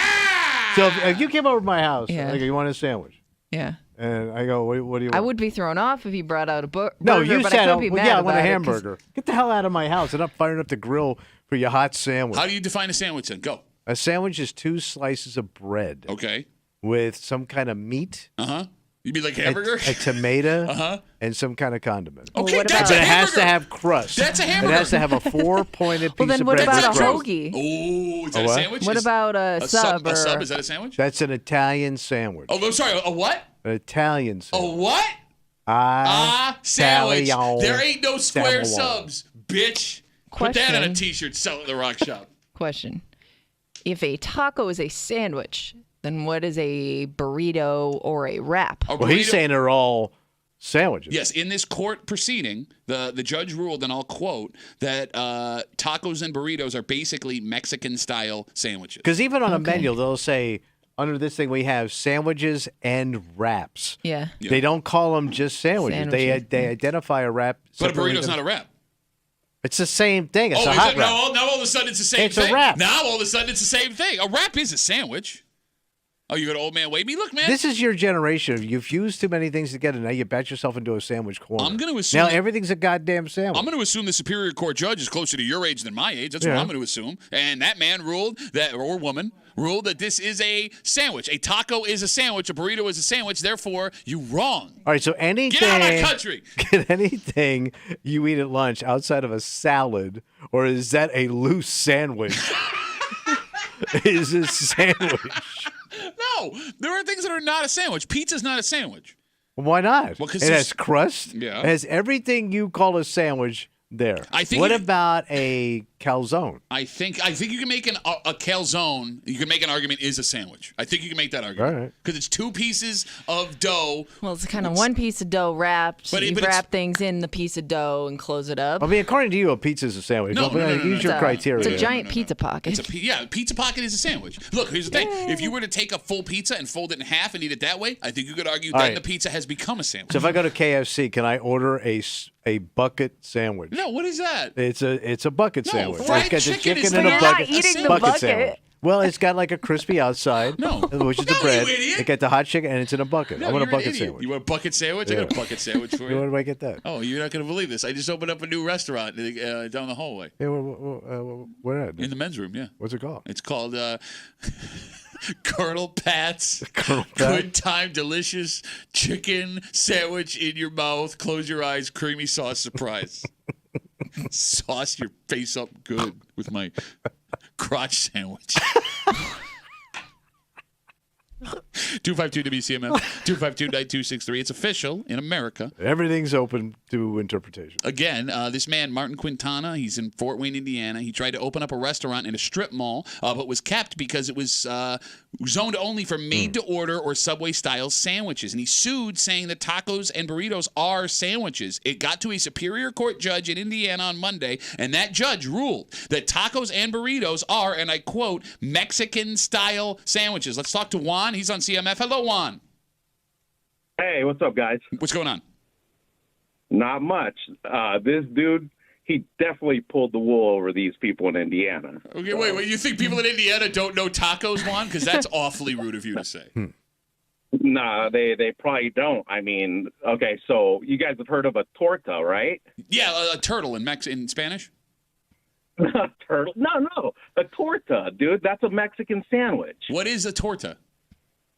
A torta is like carne asada or chicken with all the fixings inside, in between 2 pieces of bread. Yeah. Okay. So it's Mexican bread. And it's almost like a panini kind of. All right, You know Juan, what I mean? So it's like one of the hot press sandwiches. What makes Juan Yeah, a exactly. taco? What makes His Juan? name is Juan. Oh, I'm sorry, Quintala. A second ago, you were willing to make assumptions. This How is do a you- Juan. And how do you know I didn't say it the wrong way? What if it's Juwan?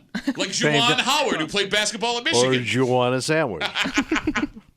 Juan, what My makes name you is Kawan, and I'm Pittsford Grimy. So All right, so it's Juan, you said.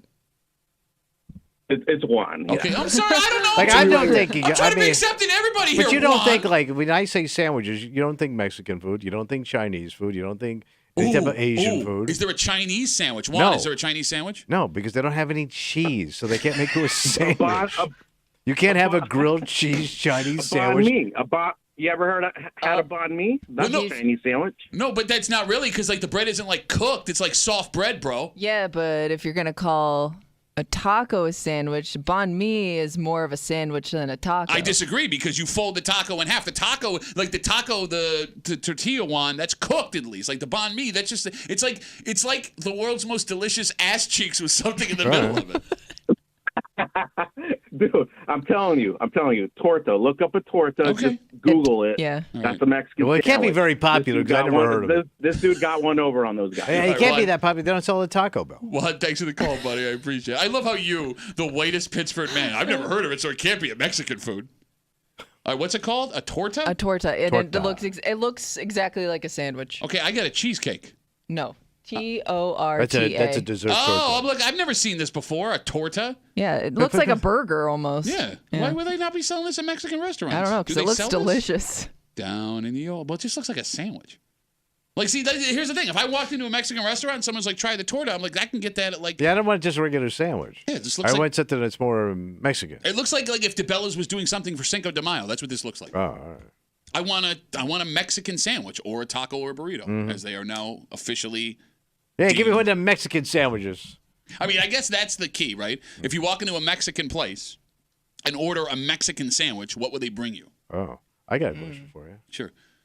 I'm going to go European style. Sure. The gyro or the gyro. Yeah, Greek. Is that a Greek sandwich or is that a Greek wrap? Well, or is that a gyro? Well, if a wrap's a sandwich. I'm going to say it's a sandwich. A gyro's a sandwich. So it's a Greek sandwich. Yeah, I'm going to say So I go to Jay's Diner. Yeah. And I go, hey, Jay, give me one of them Greek olive sandwich. But don't hold back on the feta. He's going to come out and smack your mouth. Come out and smack your mouth? Yeah. Well, yeah. All of a sudden he's Italian. Well, same area. Yeah, very true. Yeah. I don't think it's a sandwich, No, man. but I mean, if and those people do not consider those things sandwiches. What do you mean those people? Because it's their heritage. What do you mean it's their heritage? You're going to bastardize their sandwiches by trying to American them up when their heritage is not sandwich. They already did Americanize them up to make us want to eat them. Yeah, but they don't want to lose their heritage. What's a Greek sandwich then? There ain't one.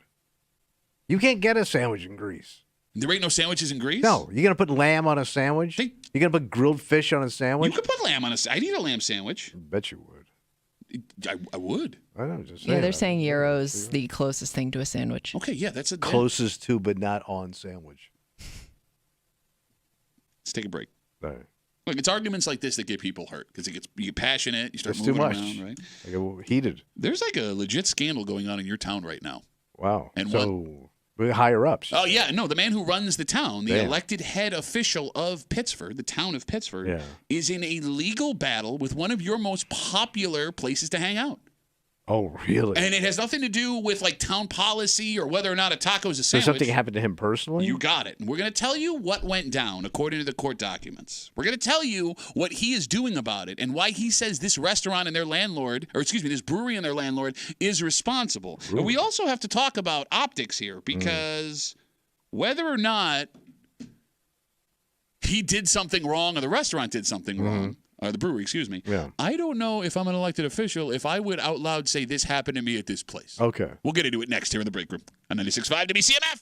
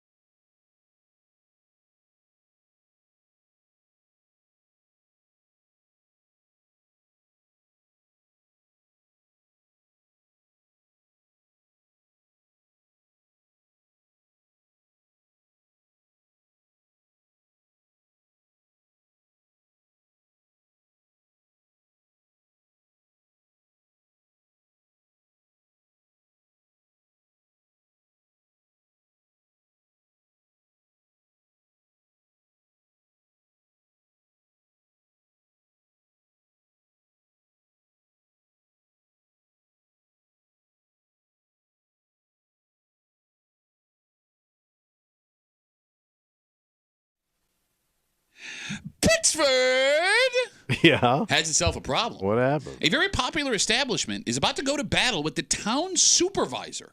But this has nothing to do with this place doing something wrong involving a town code or making too much noise or anything like that. So what happened? This time, it's personal. Wow. Because when a town supervisor is on his own, personally, suing a place of business in the town he presides over, there are some serious issues. So he lawyered up. Oh, boy, did he. Well, he might not have had to lawyer up. Well, you usually got to get a lawyer if you're going to sue. What if you're a lawyer?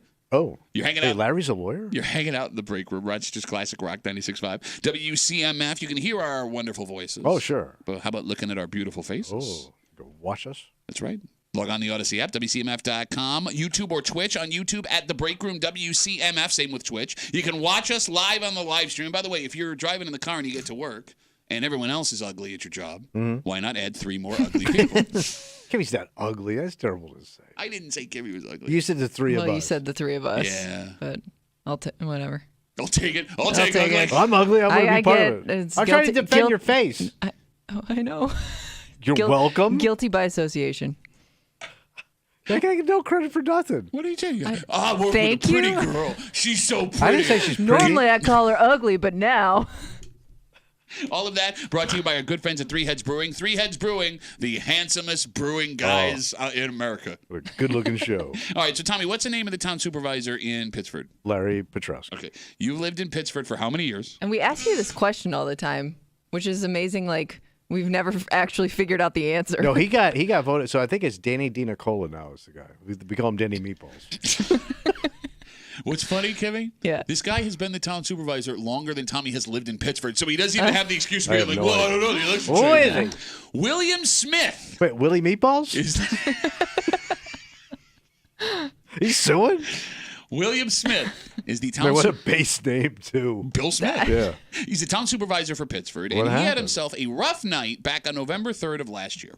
According to a story from WXXI, Smith was spending that Friday night at Lock 32 Brewing Company. So that's the brewery that's right in Shone Place on the water. You got it. Beautiful views of the canal right there. And it was November. Yeah, this was November of last year, All right, November so 3rd, Friday cold. night. All right. All right, so very nice spot. Oh, yeah. And while at the establishment, according to court paperwork, William Smith, the town supervisor of Pittsford, tripped and fell over a decorated rock near an outdoor fire pit. Okay, so they have a center area where they put these Adirondack chairs and fire pits. Okay.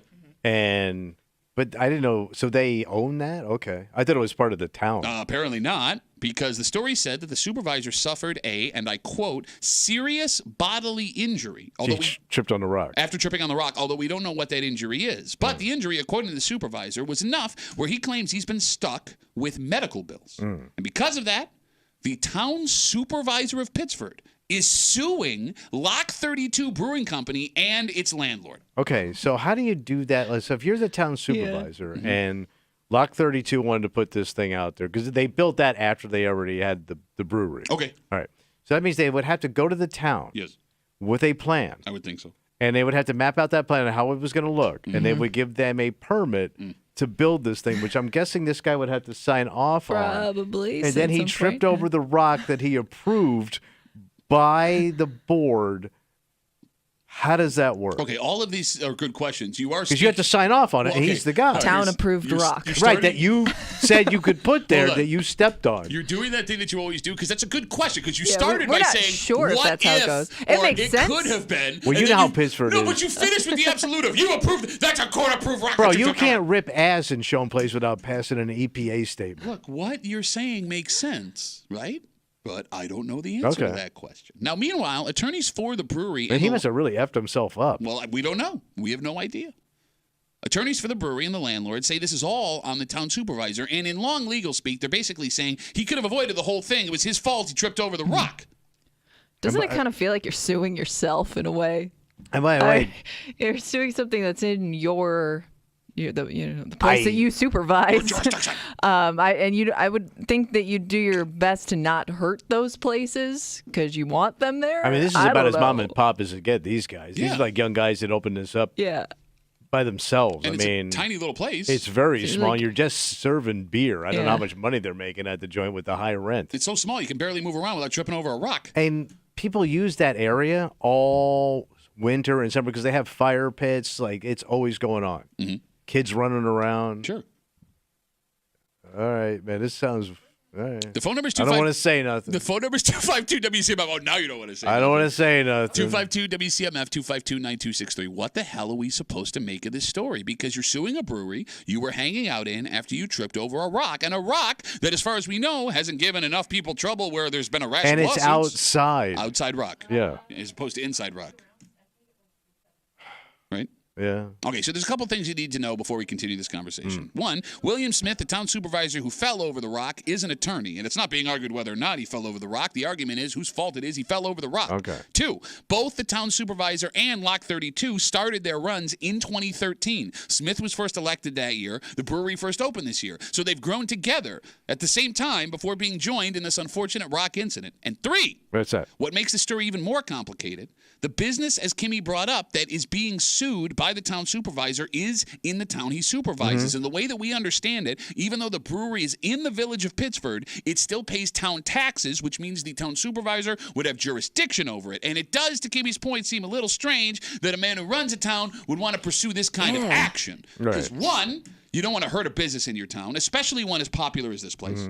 Two, you don't want to look like you're coming down on a place if things don't work out for his lawsuit. Yeah. Right? It has the potential to happen here. Right. And three, when it comes to optics, maybe I fell down and hurt myself on a Friday night at a brewery is a bad You thing think to you admit. wouldn't want to tell people that? Thank you. Now, there's nothing that says. Right. But that I just on an embarrassment level in general. I just want to point, because I'm already getting the Facebook message. There's nothing that says that this man did anything inappropriate, the town supervisor. In fact, there's nothing that says he was even drinking at all. This is outside. Yeah. But when it comes to how people talk and how stories spread, especially around a place like Pittsburgh. It's got some high-end gossip. Yeah, it doesn't matter. Yeah. We know that, Tommy, the majority of people just read the headline, and when the headline reads, Pittsford town supervisor suing brewery after falling down on a Friday night, what are people going to think? Yes. I mean, this is the most Pittsford story ever. Yeah. And I'm guessing this is a civil suit looking for money for his medical. Yeah, it's exactly what it is, yes. What does he think this little brewery's got? Like, you could bury these guys. That's why I'm saying I would think it hurts you in the long run to do it. They literally serve draft beer and popcorn. And it seems like a place that's really popular Yeah. in Pittsburgh. It's very unique. Right. It's very cool. I mean, did he think he'd be able to sue this place and no one would know? Yeah. Did he think it was going to be quiet? Because Maybe. it's not the case anymore, right? Right. And look, here's the thing. He may actually have been really hurt. I know. And needs the money for his medical bills. He's right? an older cat. Yeah. So let's talk about that. 252-WCMF, 252-9263, with the town supervisor of Pittsford suing Lock 32 Brewery right there on the canal after he, according to court documents, on November 3rd of last year, tripped over a rock outside near a fire pit. Says it's the brewery's fault, and he's suing them and the landlord. Landlord and the brewery say, no. That rock trip was your fault, Mr. Town Supervisor. You said he's an older cat. I mean, I don't know if he is. No, he is. Oh. He looks like he may be older than you, which is, wow. Whoa, so old. All right, let me ask you a question. A hypothetical situation, obviously. Yeah. Hypothetical. Let's say you're walking down the canal, and you see, I don't know, a 70-year-old man take a spill. And I have. Is your natural reaction to run and help the 70-year-old man, or is your natural reaction to burst out into laughter? I'm probably going to burst out into laughter. If I'm walking with my wife, I'm going to try to pretend I'm sneezing, but I'm still laughing. All right. How old does someone have to be where you are concerned before you're laughing that someone fell down? They got to be like elderly. Bro, 70 is elderly. I mean, like, you got to look elderly. You got to be like walker, cane, shuffling. Okay. Like, hunched over. You had to have old man clothes and posture. What? I got old man posture. You got old man clothes, you got old man posture, you got old man smell. I wanted to talk to you about that. I smell nice today. I put it on my Italian cologne. Yeah, but death is like overtaking it. Kimmy, hypothetical situation here. How old does somebody have to look where you are more concerned than you think it's funny when they fall down?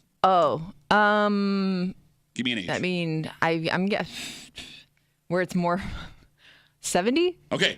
So 70-ish? So Tommy says it's 80. Oh, you said 80? So if Tommy fell, elderly. I don't know. I've seen some feeble 70-year-olds where I would think like they really, really hurt themselves. Well, they could die. All right, let me ask you a question. Yeah. All right, Kimmy.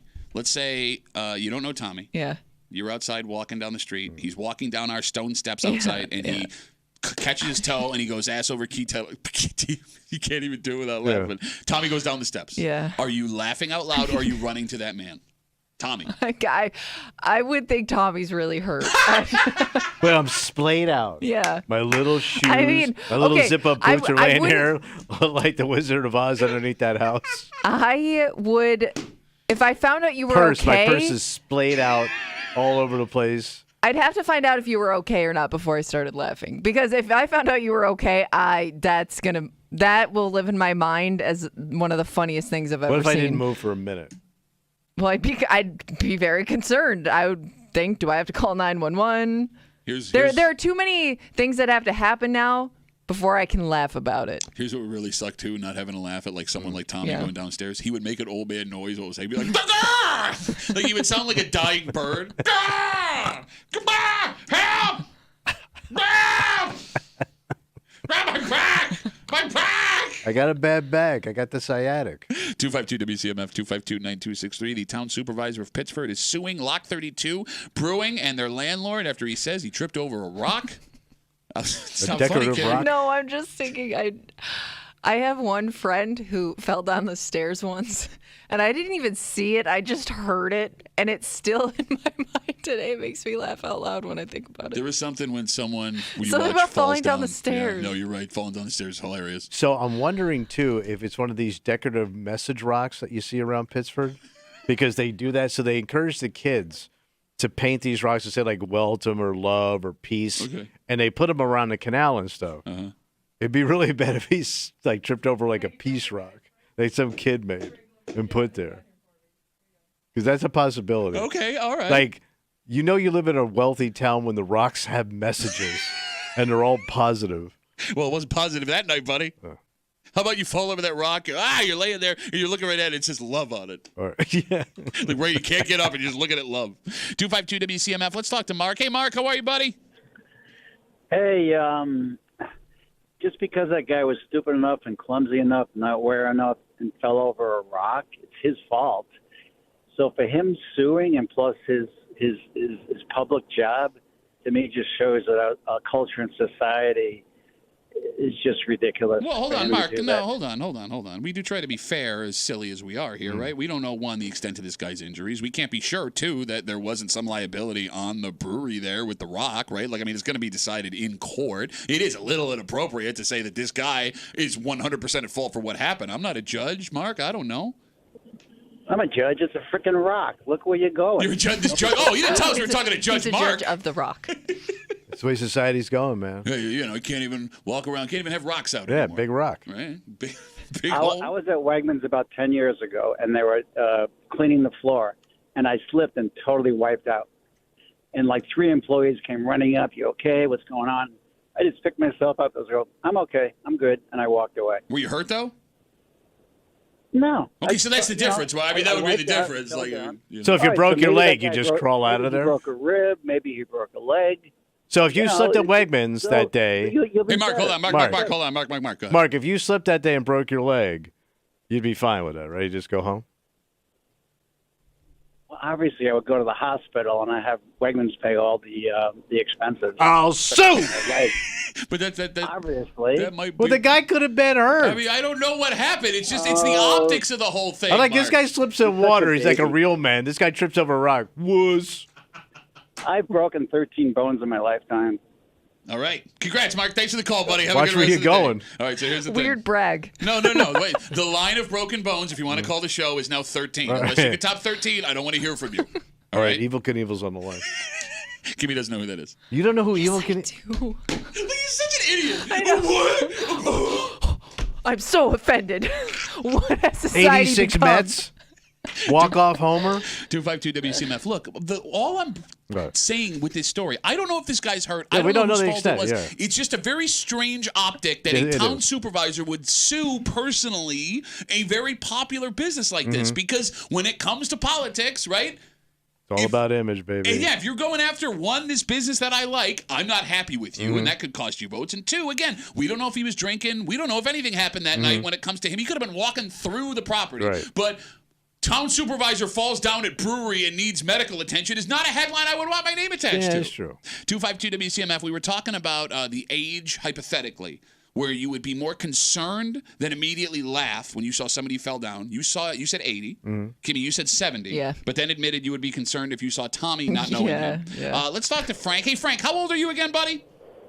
77. Okay, go ahead. And you know, it's a joke.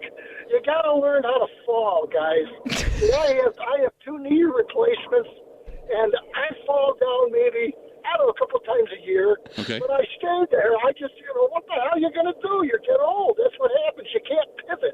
When I have, because I've had 2 knees replaced, I can walk great as long as I go forward or backwards. But if I try to pivot, I can't pivot. Frank's out of the pivot game, baby. Can't go left. He goes left, he pulls right. You fall down, and you just, what the hell? I just let, you're not going to get hurt if you learn how to fall. Usually, You know he's got to go? You fall down enough, you learn how to fall. Okay, where's he going to go? He's got to go to the Good Knee store. I hear your mom's working there today. You son of a bitch! That's so funny, isn't it? You'll learn how to do it, you'll laugh. What the hell are you going to do? You get up and you're fine. He's still talking. I love Frank. Well, I'm trying to call him Rambling Frank. You're never going to be, once you get to be 50 to 55 years old, crap happens to you. And it's never, you never get cured. You get over it and you go on, but you're never cured. You don't bounce back like you used to in your 20s, 30s, and 40s. All right, Frank, the most important question here. The most important question. Have you broken more than 13 bones? No.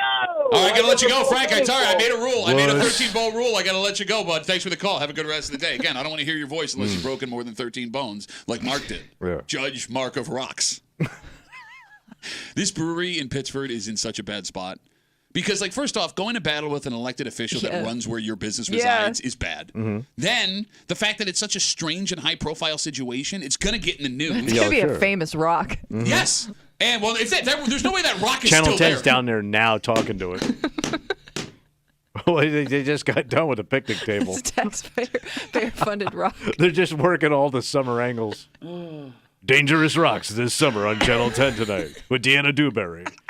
Look, the fact of the matter is Tommy shows up with his little dog. I can't even walk my dog around here. Goddamn happy rocks are all over the place with these cockamamie messages, Berkeley. Well, the fact of the matter is, look, some people are going to side with the town supervisor. yeah. Some people are going to side with the brewery, and you shouldn't. We don't know the details of the story, but this could also hurt the brewery when it comes to public perception, too. True. Right? But usually most people don't have sympathy anytime a man hurts himself. Like if my wife hurts herself, they're gonna go, well, where were you? Okay. Why weren't you with her? Yeah.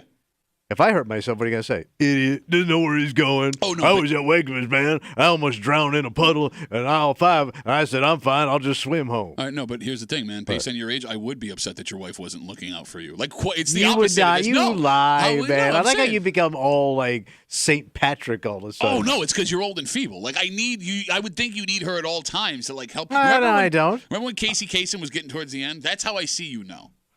No, I'm Tommy Boulay.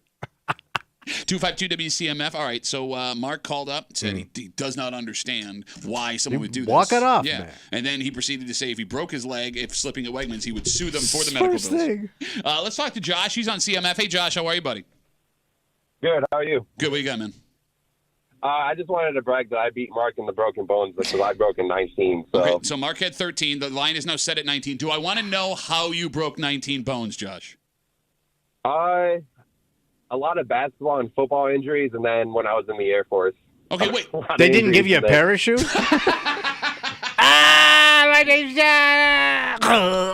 No, they just told us to jump out. They didn't care. Okay, wait, Josh. I assume 19 broken bones happened in a car accident. You separately This is over broke time. 19 different bones?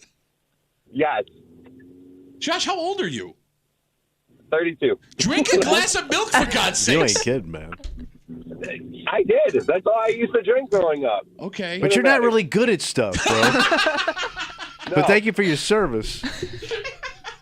Maybe stand behind the jet. I don't know. Josh, what do you do for a living now? I'm a manager at Tim Hortons, so. Okay, that's good. It's not physical. Keep doing that job, Josh. You're gonna be just fine. Okay. Yeah, I used to be a cop in the Air Force. I figured it's not for me because I don't want to break any more bones getting out. Good call, Josh. Yeah. Good call. Yeah. Well, hey, listen, good luck with your 19 bones, buddy. Thanks for the call. I appreciate it. I didn't know they had cops in the Air Force. Well, yeah, why wouldn't they? Oh. MPs, right? No, that's the Army. I thought it went across all of them. No. You sure? No. By How the do you way- pull people over? Somebody's gonna call this broken more bones. I guarantee you. Well, we're at 19, man. How many bones you got Hey, well, that no, are but breakable? let's go back. You said, how do you pull someone over as a cop in the Air Force? I don't know, Tommy. What would it sound like if somebody in the Air Force had to pull someone over as a cop? Pull over! You set that up, and that's The all you Irish, had? the Irish Air Force. Pull over! Shane, pull over! You slushy bitch, pull over! You can't even fit in that F-16. You're too fat.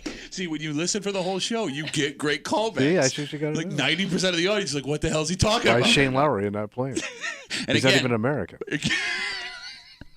Again, do not call the show for the rest of the day unless you now have broken over 19 You know we're bones. getting that call, No, bro, man. no. The line is Yeah. now 19. If you have not broken 19 bones, we're not taking your call. Get somebody's line. I broke all of the bones, all of them. Because I think Evel Knievel is the only person I ever heard of that they claim broke every bone in his body. Well, yeah, first of all, that didn't really happen. Second, why would you hear of someone else breaking a bunch of bones? Did you hear about Dave broke 20 bones? But you would have to be a daredevil. No, you wouldn't. You could get in like a really bad accident. Bro, it would have to be the most crushing accident that you still live. Yes, that happens. They don't. I think them peoples is dead. Them peoples. Is dead. Let's take a break. Finish my half-broken sentence. You- just fractured sentences all over the place, more than Josh's bones.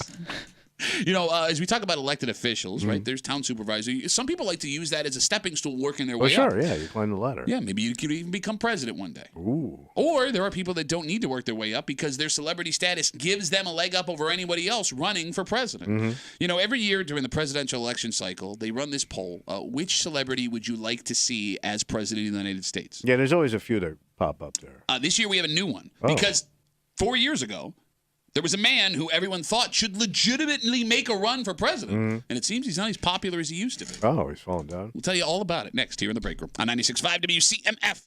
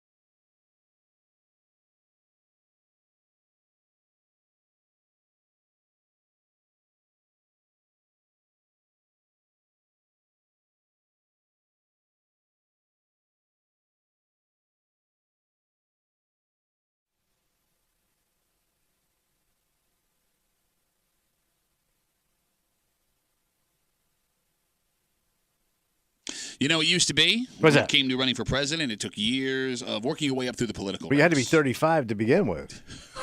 And you had to be born here on American soil. Not foreign soil. That's right. And it seems, based on the last couple presidential cycles, that there are folks that still do it the traditional way of working their way through politics, and there are also celebrities who run as president. And with that in mind, we now know who we are most willing to vote for, celebrity-wise, for president. You're hanging out in the break room, Rochester's Classic Rock 96.5, WCMF, and they do this every year. It's a national poll. Which celebrity you would be most likely to vote for president of the United States? 4 years ago, The Rock was number one. He was almost kind of politicking and not at the same time. Oh, I would never do that. No, wasn't it like they did a whole thing on, I think it's Saturday Night Live. It was like The Rock and Tom Hanks or something. The Rock, we're going to campaign together. But Kimmy, there was legitimate push for The Rock to run for president. Like, it was a thing that happened. It seems that love for The Rock has dissipated a little bit over the last couple of years because he is no longer the number one celebrity we'd like to see run for president. So The Rock has fallen. The Rock has fallen. Don't step on it.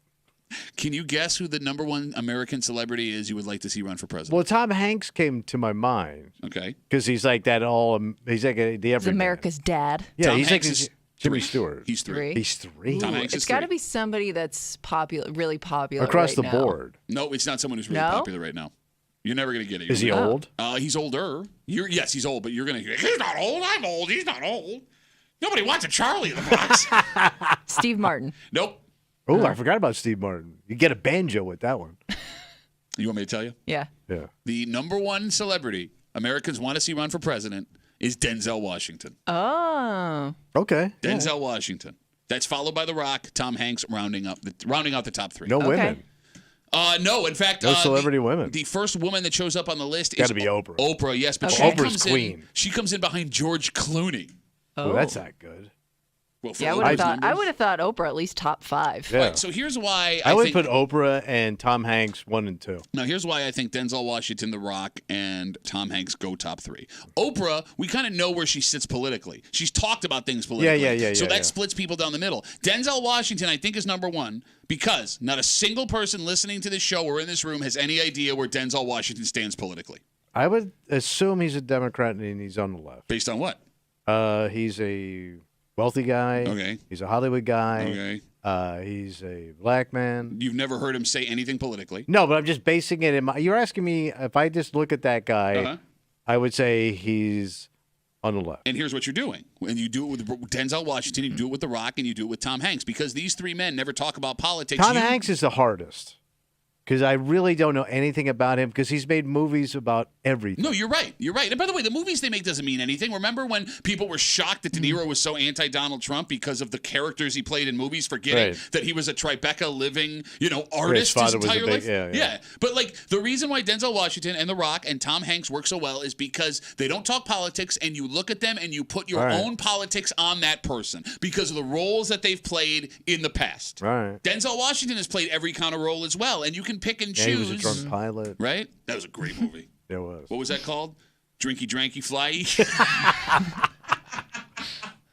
So the others that showed up, Oprah is the first woman that comes right in behind George Clooney. I believe Oprah was the only woman on the list. That's terrible, man. Give me another woman. No, but it's terrible as us. Like, we don't even put women on the list. But you can't even name another woman. Yeah, I can. Go. Well, I'm trying to think of a woman that's Go ahead. No, go ahead. A lady, but she has to be famous. Yeah. Beyonce. Okay. I don't know where she stands politically. She's open. She's been open about where she stands politically. I know that booty's fine. I'm sorry, Taylor Swift didn't end up on the list. Oh, Taylor Swift. We know exactly where she stands You know what? politically. No, but I'm just surprised either. just based on her popularity. Not in the top 10, no. No booty. No. Dolly Parton would be on that. Oh, I'm thinking. but Dolly's pretty left. Is she? I think so. She never talks about politics. I think she kind of does. She goes out of her way to not talk about I know. politics. She's very, pro-woman and empowerment. Yeah. And I think that those 10 left Okay, then but have done right. you're basing that on what you believe 9 left to and 5 versus right. They killed Dabney Coleman, bro. They did. Shut up. Beyonce wasn't even born yet. Here's the other funny part about this list. Here's how stupid we are. All right. So, again, we're talking about the top celebrities you'd like to see run for president. This year, new number one, Denzel Washington, followed by The Rock, who 4 years ago was number one. Tom Hanks rounds out the top three. Oprah, the only woman on the list. George Clooney. As far as billionaires go, there are two that show up. Well, three that show up on the list. They're just known for being billionaires. You got it. One of them is Bill Gates, and he is tied exactly with Elon Musk. They have the exact same number. Who can't run for president because he was born in South Africa. He's not an American. And I don't know what's going on with that guy. Well, he's obviously insane. But I'm saying, a man who's not even able to be president was on this top 10 list. That's how stupid we are when it comes to celebrities running for president. I would think like somebody like Warren Buffett would be there. Nope, he's not here. I don't think he's high profile enough. Yeah, I mean, he's very soft-spoken. I don't really know that much about him. Also, when you find out stuff about him, you're like, oh, that's a little weird because they did a documentary about He had a weird thing with the ladies. So they did a documentary years ago about Warren Buffett. And for those who don't know, Warren Buffett is billionaire, Berkshire Hathaway. He made popular compound interest, Tommy. You got to make your money work for you.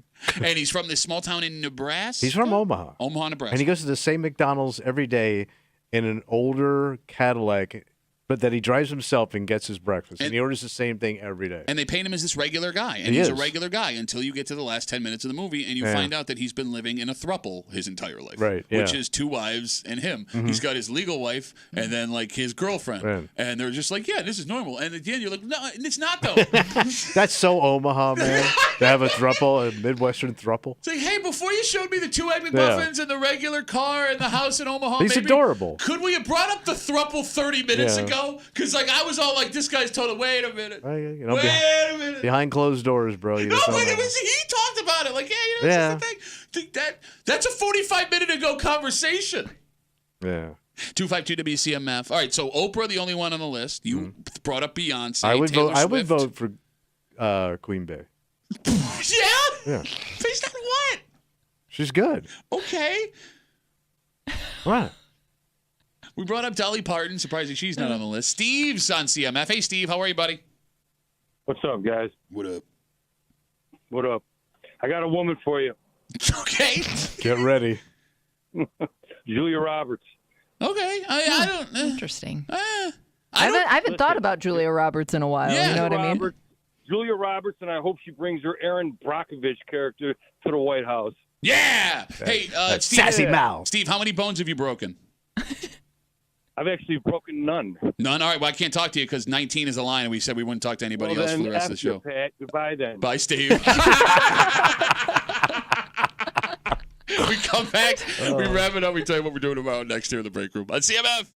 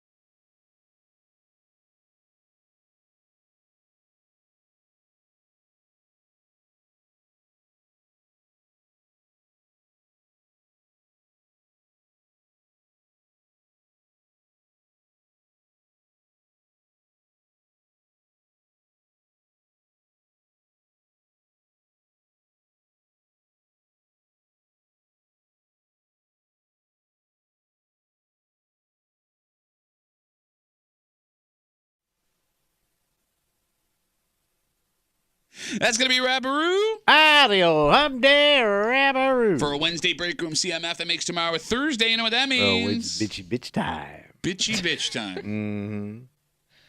Bitch Voice Theater coming at you just after 7 o'clock here in the break room on CMF. By the way, Sunday, going to be a real fun day out on the west side. What's going on? Well, Boot Barn is now open in Greece. Yeah. And they're having a grand opening event on Sunday, May 19th.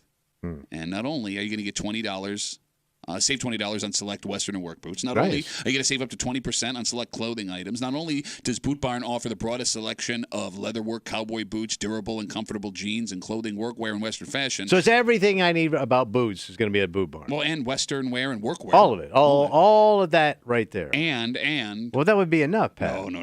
It's not enough. What else screams boots? What are you talking about? How about when I think of boots? Toughness, grit. Yeah. The grittiest, toughest, handsomest guy you know is going to be hanging out at Boot Barn. So this guy must be a roping and riding mofo.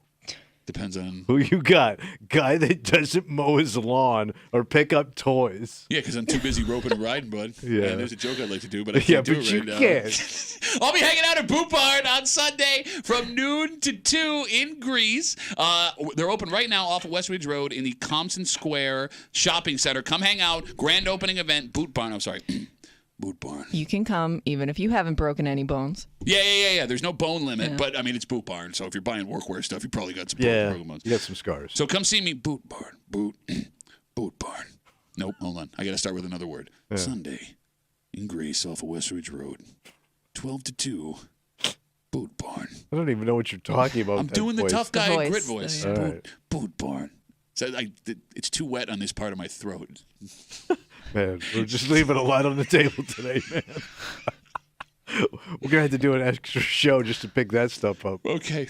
We got to get out of the way. Yeah. For Kimmy, I'm about to tweet out a picture of Kimmy, her trying to read a DM that we got about Tommy, and she thought it was so funny. So simple. It took her 45 seconds of hilarious laughter to even get it out. It was pretty funny, though. For Tommy Muley, whose ankles are not what people thought they were going to be. Yes. My name is Pat Duffy. We'll see you tomorrow morning in the break room at 6 a.m. on 96.5 WCMF.